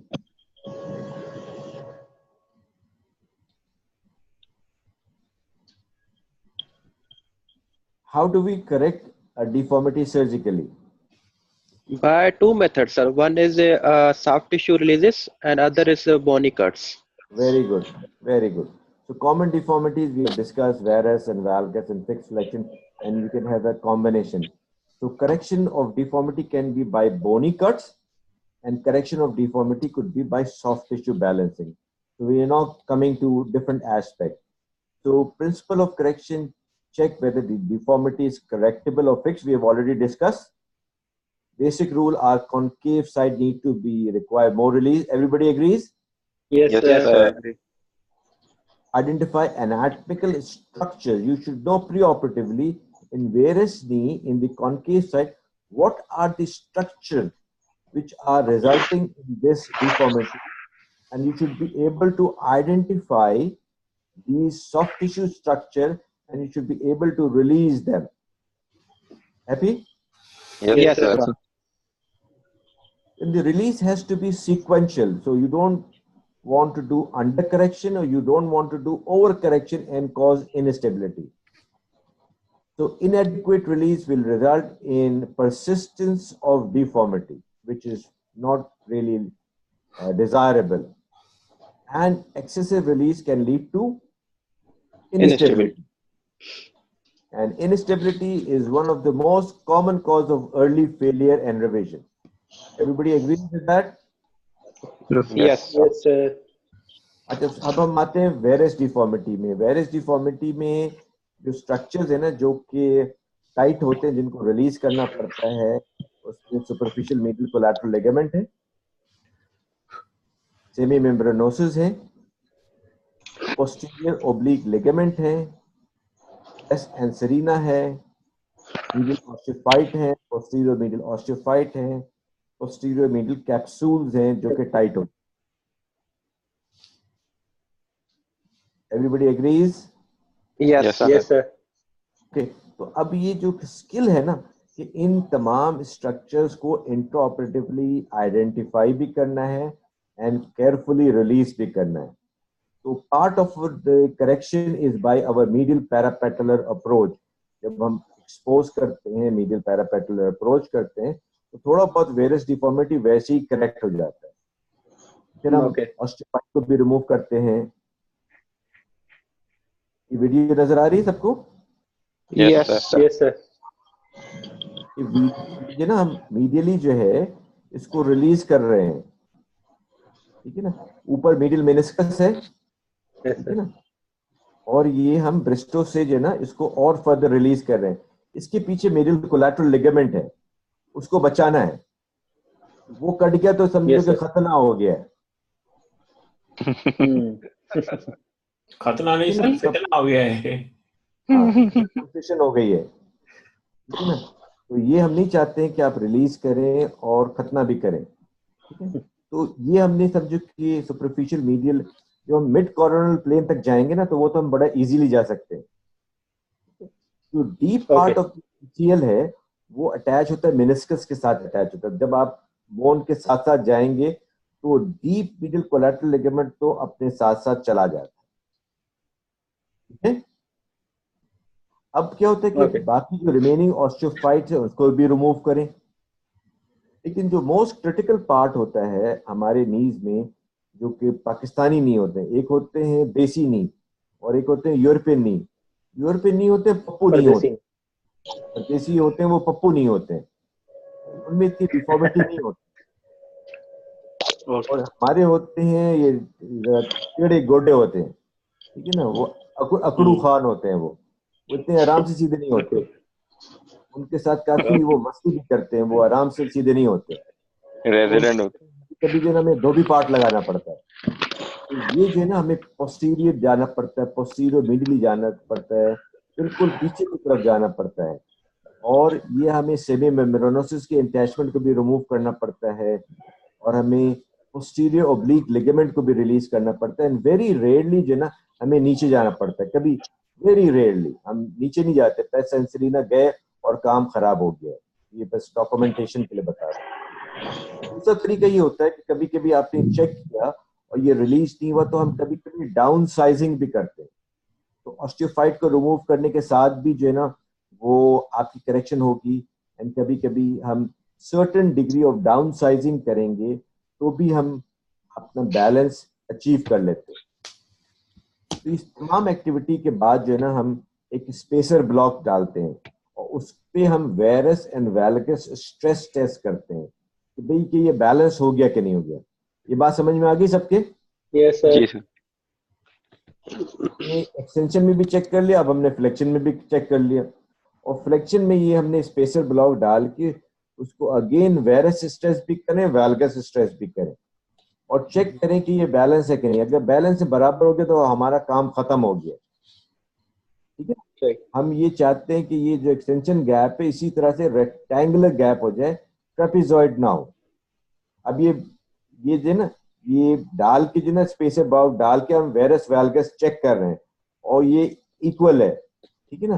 फिर हमने ये flexion में डाला और उसको stress कर रहे हैं, तो अब ये क्या हो गया कि फ्लेक्शन गैप भी बराबर हो गया है, एक्सटेंशन गैप भी बराबर हो गया, बैलेंस हो गया।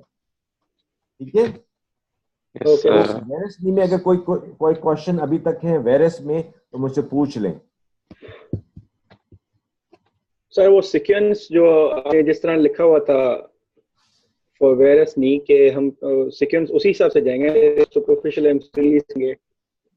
नहीं देखिए, एक तो हम मीडियल पैरापेटलर अप्रोच करेंगे, ठीक है ना, मिड कोरोनल प्लेन तक कर ले। ठीक है, उसमें कैप्सूल और ऑन द बोन रिलीज करें तब till the mid coronal plane which is the attachment level of middle collateral ligament. वहां पर आप एंटीरियर ऑस्टियोफाइट वो रिमूव कर लें, एंड फिर चेक करें, एग्जाम पॉइंट ऑफ व्यू से बता रहा हूं, चेक करें कि आपका वेरस कितना करेक्ट हो गया। अगर फिर भी परसिस्टेंट है तो फिर आप उसको केयरफुली जो है ना जाएंगे। आप हो सकता है कि जब हम प्रॉक्सिमल टिबिया को कट करने के लिए टिबिया को एंटीरियरली डिसलोकेट करते हैं, जब हम एंटीरियरली डिसलोकेट करें तो फिर हम सॉफ्ट टिश्यू को रिलीज करें बियॉन्ड मिड कोरोनल प्लेन, और फिर हम पोस्टीरियर मीडियल जाएं और फिर दोबारा चेक करें कि कितना करेक्ट हो गया। इसीलिए इसको कहते हैं सीक्वेंशियल रिलीज। समझ में आया? जी सर। ठीक है, तो ये हमने वेरस किया जो कि मोस्ट कॉमन है। अभी हमने फिक्स्ड फ्लेक्शन को करेक्ट नहीं किया है, और अगर वैल्गस है तो उसमें कॉन्केव जो होगा वो हम लैटरली होगा। तो वैल्गस में कौन से स्ट्रक्चर्स हैं जो कि ये क्या स्ट्रक्चर्स होते हैं soft tissue and bony which result in a valgus deformity? So starting from the layers of the lateral side, first layer में iliotibial band and bicep, and then popliteofemoral ligament and patella retinaculum, second layer, and the third layer is the lateral collateral ligament and the popliteus and the arcuate and coronal ligaments, and then the osteophytes and the posterior capsules. And lateral collateral ligament and popliteus and posterior lateral corner capsule, ये सारे structures हैं।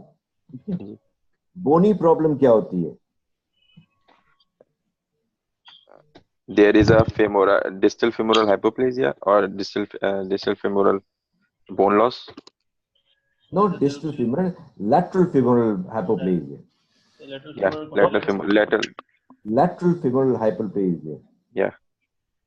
ठीक है, तो या तो tibial प्लेटो में, lateral tibial प्लेटो में गड्ढा है, या lateral femoral condyle hypoplasia है। तो that's a bony reason for valgus knee, and there could be soft tissue reason for a valgus knee, and the third reason could be medial collateral ligament completely stretched out करके, तो opposite side stretched out करके ये है, या lateral side tight हो गई है। ठीक है ना, तो soft tissue structures में as you've said, contracted lateral structure, for example iliotibial gland,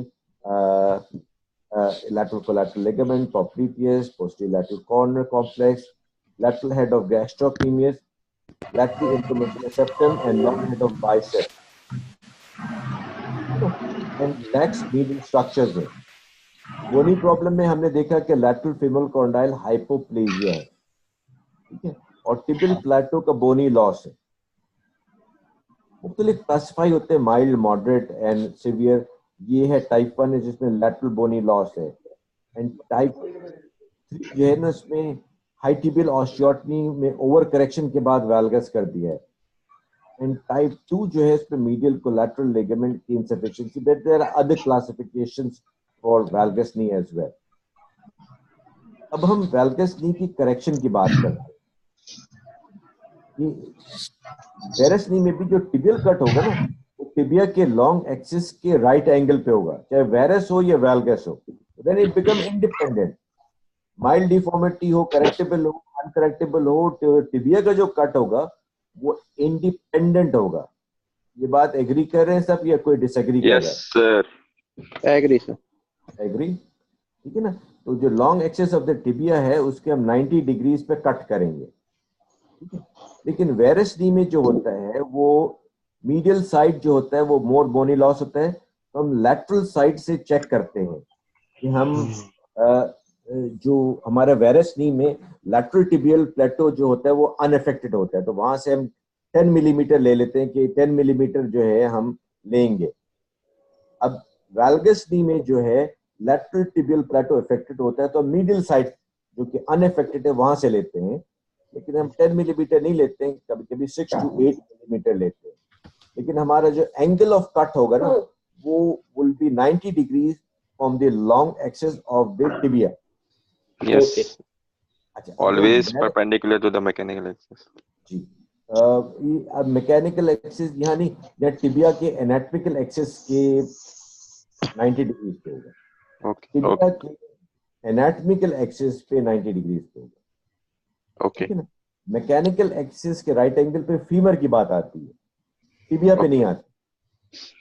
अच्छा, वेरस जो नीज होते हैं ना उसमें आप जो आपने जो डिस्टल वैल्गस एंगल होता है ना वो चेक करने के लिए आप एक लाइन ड्रॉ करें from the head of the femur to the knee, और दूसरा लाइन होगा anatomical axis of the femur, और वो जो एंगल बनेगा ना उसी एंगल पे आपको डिस्टल फीमर को कट करना। अगर वो 5 डिग्री है तो 5 पे करें, अगर 6 है तो 6 पे करें, वो 7 है तो 7 पे करें। That's the valgus cut angle. Distal valgus cut angle जो है ना, नॉर्मली हम सारे लोग जो है ना वो करते नहीं है। ये स्टैंडिंग स्कैनोग्राम की फैसिलिटी हर हॉस्पिटल में नहीं होती है, लेकिन अगर हम करें तो एग्जाम पॉइंट ऑफ व्यू से we should ideally do a standing scanogram and calculate distal femur valgus cutting angle preoperatively, ठीक है। Yes sir. वैल्गस नी में जो होता है डिस्टल फीमर एंगल को हम 5 डिग्री पे नहीं करते, हम जरा कम पे करते हैं, हम 4 पे या 3 पे करने की कोशिश करते हैं, ठीक है। So this is a bony difference in correction, ठीक है। तो नॉर्मली हम वेरस में जो है ना 5, 6 और 7 डिग्री पे जाते हैं, लेकिन वैल्गस नी अगर है तो हम 3 या 4 डिग्री पे जाएं। हमने डिस्टल फीमर भी कट कर लिया और प्रॉक्सिमल टिबिया भी कर लिया, हम सॉफ्ट टिश्यू रिलीज भी करते हैं। फिर आती है फीमर की साइज की बारी और फीमर के कंपोनेंट की रोटेशन की बारी आती है।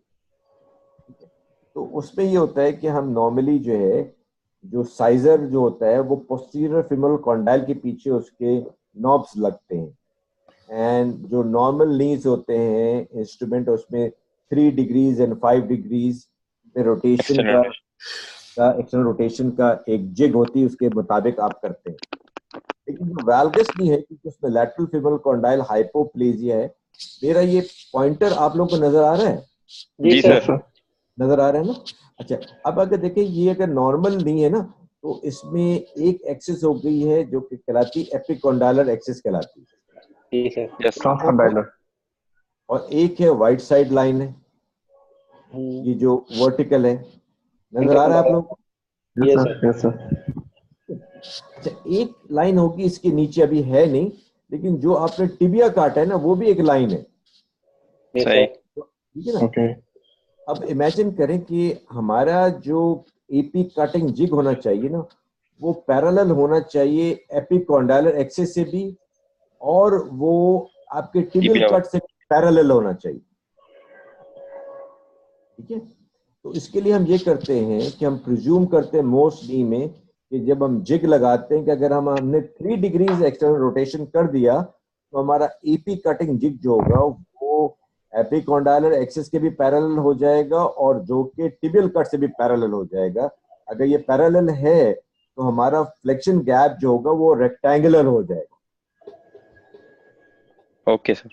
ओके। लेकिन अगर हम ये नीचे वाली तस्वीर में आओ जो कि वेल्गस नी का है जिसमें फिब्रल कॉन्डाइल हाइपोप्लेजिया है, तो अगर हम वेल्गस नी में अपनी जिग को इस पे लगाएंगे ना तो वो पूरी की पूरी जिग इंटरनली रोटेट हो जाएगी क्योंकि लैटरल फिब्रल कॉन्डाइल हाइपोप्लेजिया है। ये बात समझ में आ गई है? Yes sir. Yes sir. ठीक है। तो हमें वेल्गस नी में ये कटिंग जिग को पीछे लगाना नहीं है क्योंकि उससे एक्सीडेंटली आप इसको इंटरनली रोटेट कर देंगे। तो उसके अगर लगाना भी है तो उस जिग के नीचे और लेटरल फीमोरल कॉन्डाइल के नीचे आप एक ऑस्टियोटोम डाल दें ताकि आपका जिग है वो फिर आपकी जो पिन है उसको चेक करें कि आपकी जो कटिंग जो ब्लॉक है वो पैरेलल विद योर एपिकॉन्डाइलर। तो ये नहीं करना है आपको। ये बात टेक्निकल है लेकिन आई होप कि समझ में आ गई है। आ गई है? ये सर, लेकिन वो हमें कैसे होगा कि So in case of vulgus knee, the thing is that the reference point is transcondylar axis. It's not the posterior condylar referencing line. If we cut through the posterior condylar referencing line, so we will end up in the internal rotation of the prosthesis. आपको नहीं करना है ना, तो आपको जो करना है ना वो बैलेंसिंग गैप बैलेंसिंग टेक्निक पे करना है। दूसरा तरीका ये होता है कि आप लैटरल फीमोरल कॉन्डाइल के नीचे कोई चीज लगा दें, एक ऑस्टियोटोम लगा दें मोटा सा, और फिर आप जब जिग लगाएंगे ना तो वो फिर आपका जिग इंटरनली रोटेट नहीं करेगा। देखिए ये रियल पिक्चर है।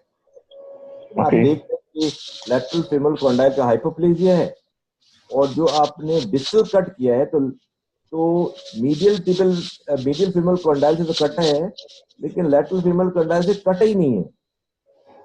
देख रहे हैं आप? ट्रिपल ठीक है ना। और ये है एपिकॉन्डाइलर एक्सिस है।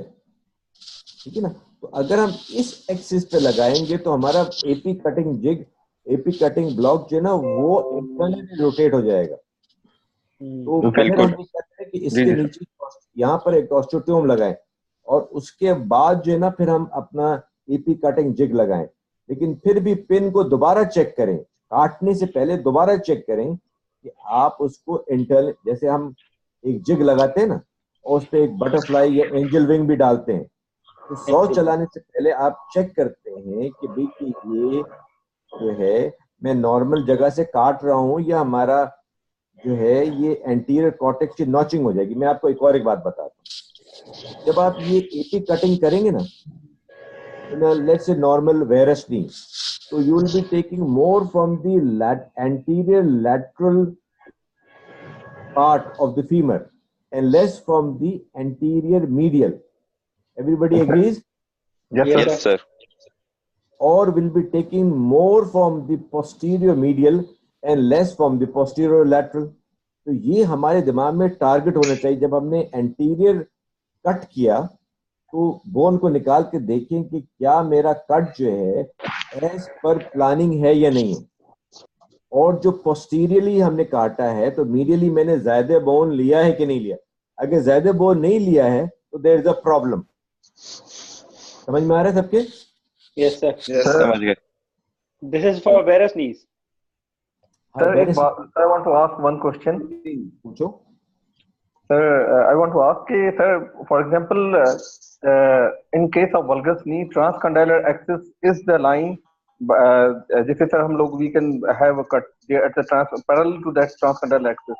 In case of varus knees, posterior condylar axis can be followed, or it's the same transcondylar axis, which will give us the guide about the cut.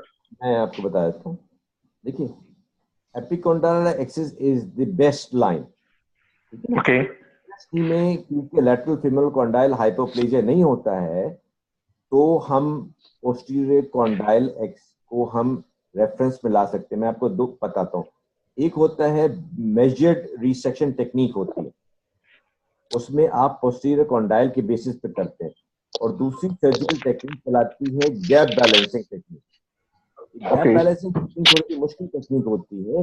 Most of the surgeon they do mixture of that, and rather most of the surgeon जो कि beginners होते हैं या जितने advance नहीं होते हैं, वो मेजर्ड इंस्ट्रूमेंट बेस्ड कटिंग करते हैं।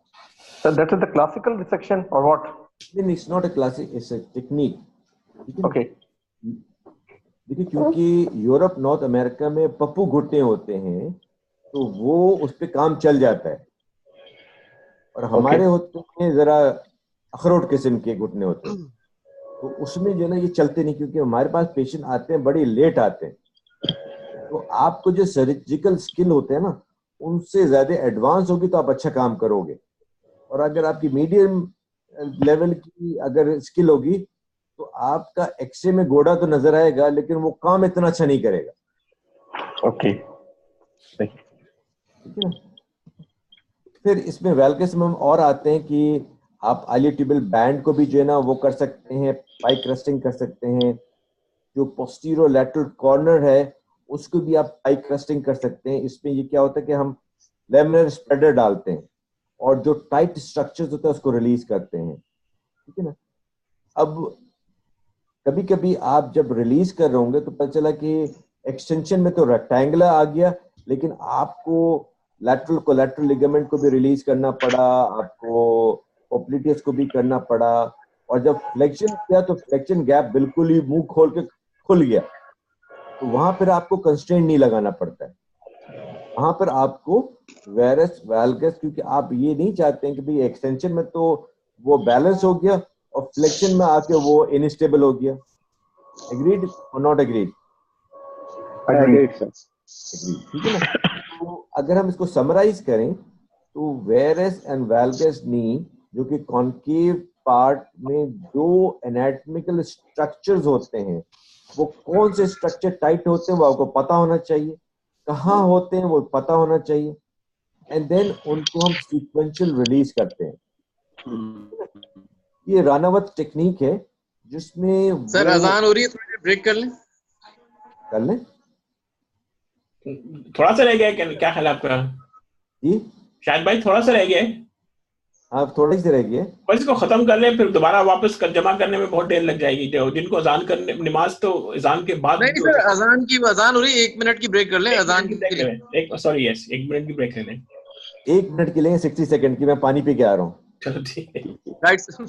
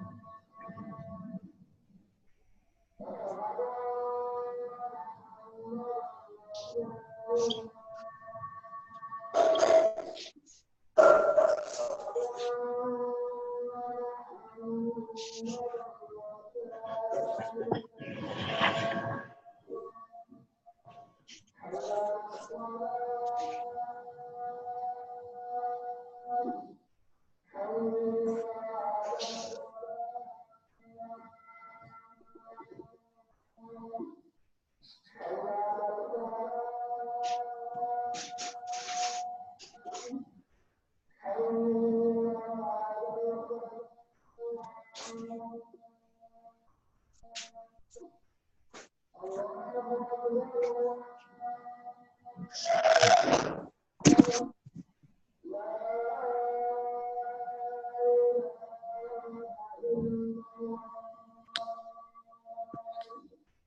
everybody here? Yes, sir. Yes, sir. जी जी ठीक है. अच्छा, तो ये रानावट टेक्निक है, इसमें हम रिलीज करते हैं एक्सटेंशन में.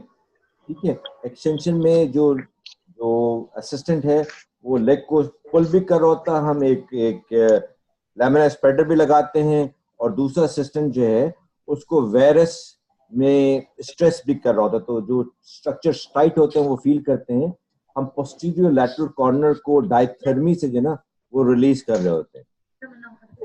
So we can release the structures in flexion or extension. These are different ways of dealing with it. But then again, जिस तरह मैंने वायरस में दिखाया था, हम स्पेसर ब्लॉक लगाते हैं एक्सटेंशन में, इन्फ्लेक्शन में, हम देखते हैं वो कैसे ठीक हो रहे हैं. एंड फाइनली एक पार्ट जो मैंने अभी डिस्कस नहीं किया वो है फिक्स्ड फ्लेक्शन कॉन्ट्रैक्चर का. तो who is going to tell me कि हम फिक्स्ड फ्लेक्शन कॉन्ट्रैक्चर को कैसे डील करते हैं?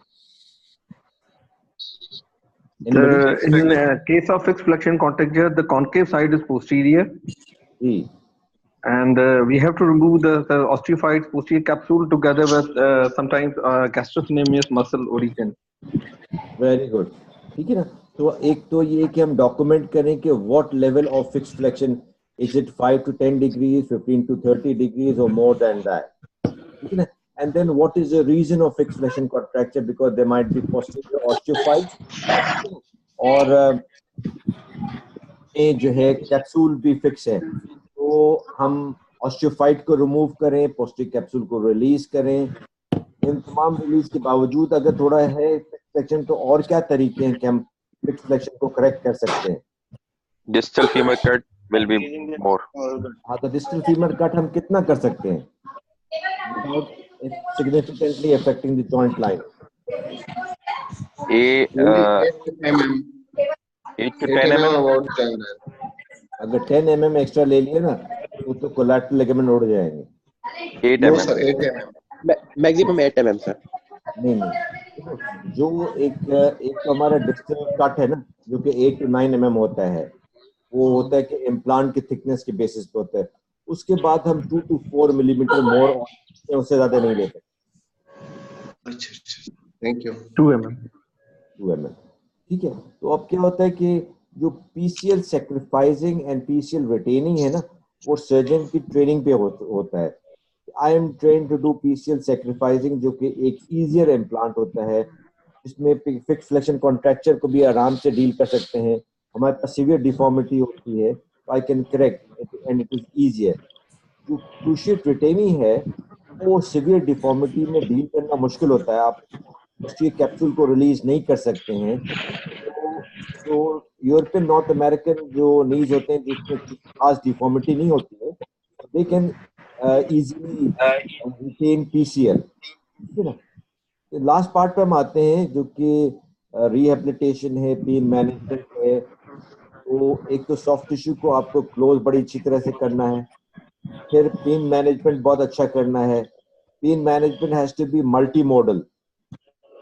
इसमें एपिड्यूरल भी है, इंजेक्टेबल भी है, लोकल इन्फिल्ट्रेशन भी है, पेशेंट कंट्रोल एनाल्जेसिया भी है, ओरल मेडिकेशन भी है, आइस पैक भी है. ये सारी चीजें जो है ना वो पेशेंट को confidence building and a good physiotherapy team is important. Amin भाई भी नजर आ रहे हैं.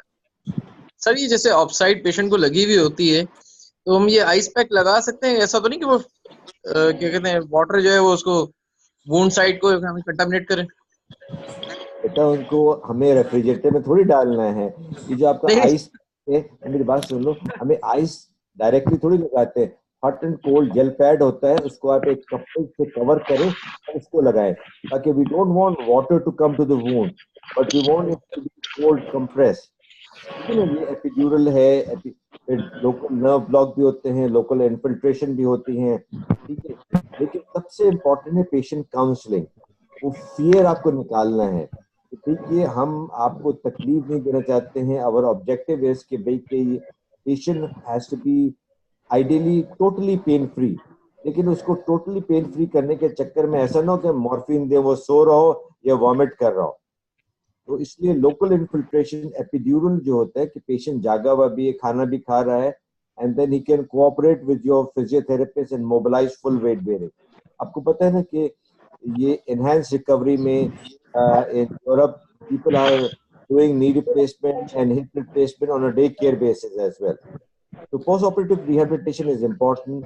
We do a lot of cases which are done bilateral knee replacement, लेकिन आप ये देख रहे हैं कि यहाँ पर हमने उसको एक epidural infusion kit लगाई हुई है, and patient is able to sit comfortably, do straight leg raising, mobilize and do exercise as well. ठीक है?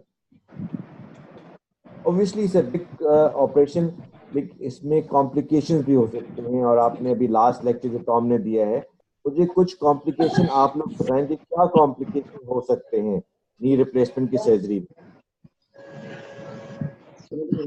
It is divided in. तो पटेलो फ्रैक्चर हो सकता है। The knee complication is divided into early and the late. The early complication would be a wound complication. There will be a hematoma formation. There will be a DVT, or there is iatrogenic injury to the common peroneal nerve or vascular insult. And the late complications will be included prosthetic joint infection, loosening, and the fracture, then a periprosthetic fractures.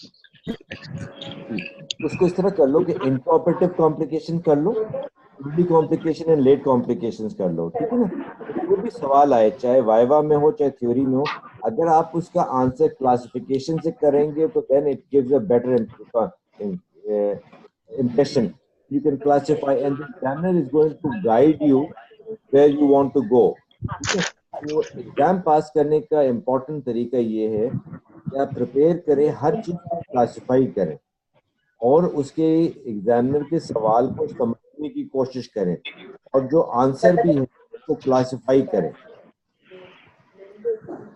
Okay, sir. Thank you very much. Question पूछने से मैं एक दो तीन comment करता हूँ। एक तो पहले कि आपको ये फॉर्मेट पसंद आया सर? आप शायद भाई बहुत अच्छा है, बहुत इंटरेक्टिव है, सबको पता है। आप जो है ना घर पे बैठ के आराम से चाय पी के लेक्चर दे रहे हैं। तो ये हमने जो है 1 मार्च से शुरू किया था, अल्लाह का शुक्र है ये बच्चे 7.5 दे रहे हैं। हम लोग जो है हर वीकेंड में, मैं तो 3 दिन निकालता हूँ, फ्राइडे सैटरडे संडे, हम 3 दिन लगातार इनसे इंटरेक्ट करते हैं। और बीच में जिसने कोई सवाल पूछना होता है वो व्हाट्सएप में करता है, लेकिन ये फोरम टीचिंग के लिए बहुत अच्छा है। I think I am enjoying this and इंशाल्लाह इसको थोड़ा सा और फेमिलराइज करेंगे। और मील भाई अस्सलाम वालेकुम सर, आप ज्वाइन किया आपने, बड़ी मेहरबानी सर आपकी।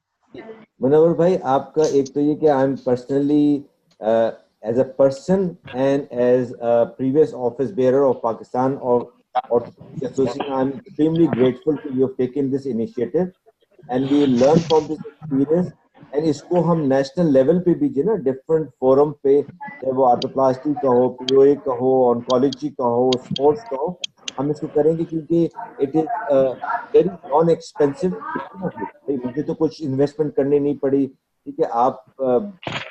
आपने जो एक एडवांस वर्जन ऑफ जूम लिया ना, तो एक फ्री ट्रायल वाला जूम भी है या जितनी भी है, हम इसको बड़े आराम से एक कर सकते हैं और लोगों को कनेक्ट कर सकते हैं, and it's a good of discussion. ठीक है, लेक्चर सुनना अलग होता है, लेकिन घर में बैठ के लेक्चर देने का ये मेरा पहला एक्सपीरियंस इन द लाइफ है, लेकिन आई रियली एंजॉय।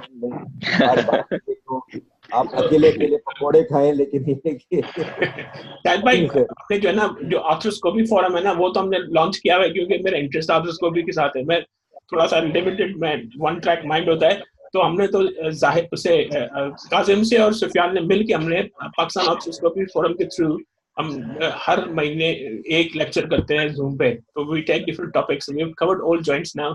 हम फिर से शुरू हो रहे हैं, लेकिन ये कि that's a good forum. But Amin भाई, thank you very much for joining. मैं 2-3 बातें करता हूँ, फिर इनको मैं सवाल पूछने देता हूँ आपसे। शायद भाई, पहली बात ये कि ये हमने डिस्कस कर लिया था, लेकिन ये बताएंगे अगर रूमेटोलॉजी का मरीज आपके पास आए तो कौन सा जॉइंट पहला करोगे? एक तो ये कर लें कि आप रूमेटॉइड को जो ना कंट्रोल कर लें, ठीक है ना? जिस तरह ये टॉम जो आपके पास था, उसने पीजीआई की बात की कि अगर आपके साथ एक अच्छा माइक्रोबायोलॉजिस्ट और इन्फेक्शियस डिजीज पर्सनल है, ठीक है। अच्छा, जहां तक जॉइंट का है तो जो जॉइंट सिम्टोमेटिक है वो पहले करेंगे, ठीक है। अगर नी आपका सिम्टोमेटिक हम नी करेंगे, अगर हिप सिम्टोमेटिक है हिप करेंगे। हाँ, अगर चारों जॉइंट अगर है तो then there is a question के विच टू डू फर्स्ट। अच्छा, बाहर जो है यूरोप नॉर्थ अमेरिका में बायलैटरल बहुत कम होता है, हमारे यहाँ काफी कॉमनली होता है। लेकिन मेरा इंडिकेशन अगर ये कि if 4 joints are symptomatic and you have to do, then you can do one hip and one knee at the same time and the other hip and other knee at the same time.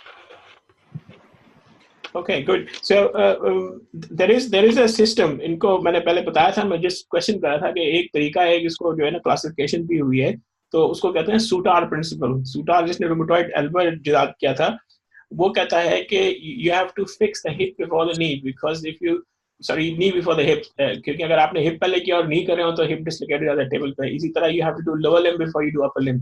ये principal याद रखिएगा, this is to get you out of trouble. But again, as Shahid bhai saying, you must do the symptomatic bit first.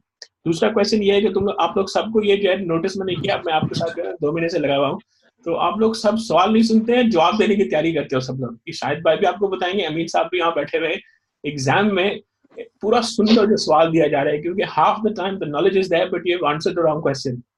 Okay, यहाँ पे भी notice किया, हर एक जो है everybody jumps in and want to say things rather than understand the question. अब शायद भाई आपसे पूछ रहे थे कि इंटरऑपरेटिव कॉम्प्लिकेशन क्या होती है, सॉरी इंटरऑपरेटिव कैसे करेक्ट करोगे, और हर एक जो है फिजिकल हिस्ट्री और उसके बारे में बात कर रहा है। Although you are saying the right things but it's the wrong answer. Okay, just make sure that you make sure that. और दूसरी चीज ये कि टॉम ने भी कहा था, शायद भाई ने भी कहा था, always take a step in between. आपके पास अगर कार्डियोलॉजी का मरीज है, डायबिटिक मरीज है ना, तो डिपार्टमेंट में कार्डियोलॉजिस्ट से या डायबिटोलॉजिस्ट से पूछ लो। अगर रियल लाइफ में नहीं पूछ लो तो कम से कम इम्तिहान में प्रिटेंड करो कि मैंने पूछना है। बहुत जरूरी होता है, you can not treat everything. Okay, तो जरूरी करना कि मेरे पास जब मरीज है नी रिप्लेसमेंट की या हिप रिप्लेसमेंट के लिए आया है, तो क्या वो जो है डायबिटिक उसकी कंट्रोल है, रूमेटोलॉजी उसका जो है क्वेश्चन है, उसको और कोई ऐसी प्रॉब्लम नहीं है। जो नी जो होता है, जो किडनीज होता है, उसमें एक्यूट नी इंजरीज बहुत ज्यादा होती है, क्योंकि हम एंटीबायोटिक भी देते हैं, उनको डिहाइड्रेट भी करते हैं। तो नेफ्रोलॉजिस्ट से ओपिनियन ले लें, कम से कम इम्तिहान के लेवल तक जरूर लोगों को बताएं अपने एग्जामिनर के, मैं ये करूंगा। ठीक है। तीसरी चीज ये कि जो रूमेटॉइड है ना, उसमें ये सवाल हमारे यहाँ तो पूछते हैं, पता नहीं आपके यहाँ पूछते हैं, रूमेटॉइड पेशेंट्स में वैल्गस नी क्यों होती है, वैल्गस डिफॉर्मिटी क्यों होती है?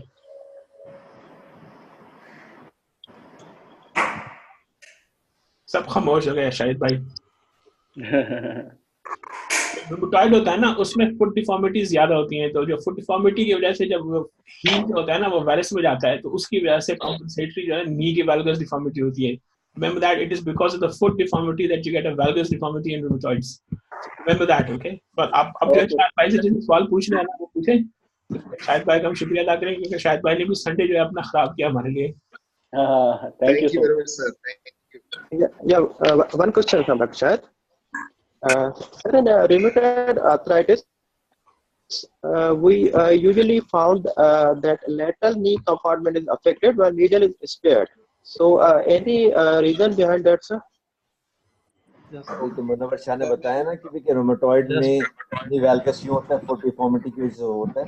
लेकिन बेसिक प्रिंसिपल को आप समझ लें, एक तो वो थ्योरेटिकल एस्पेक्ट है कि हमारा टारगेट क्या है। हमारा टारगेट ये कि स्टेबल नहीं हो, मैकेनिकल एक्सेस करेक्ट हो, फ्लेक्शन एक्सटेंशन गैप करेक्ट हो, ठीक है।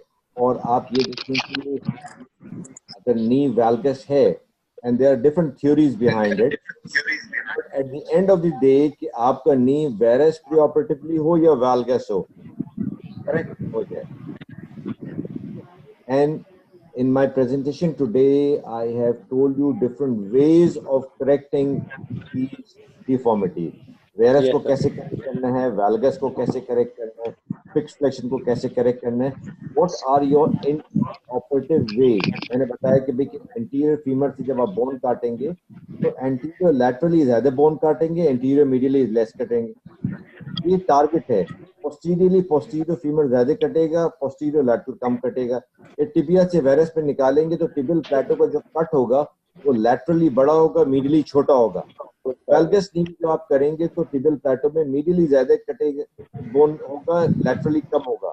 फिर आप मेजर भी करें। So I hope that answers the question. Yeah, it is clear, sir. Munawwar Shah, अस्सलाम वालेकुम।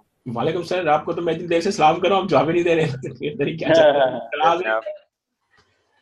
सॉरी मैं बिजी था, अभी मैंने देखा। मैं understand and thank you very much sir. इंशाल्लाह अगले दफा जब एग्जाम होगा फिर आपको हम इनवाइट करेंगे।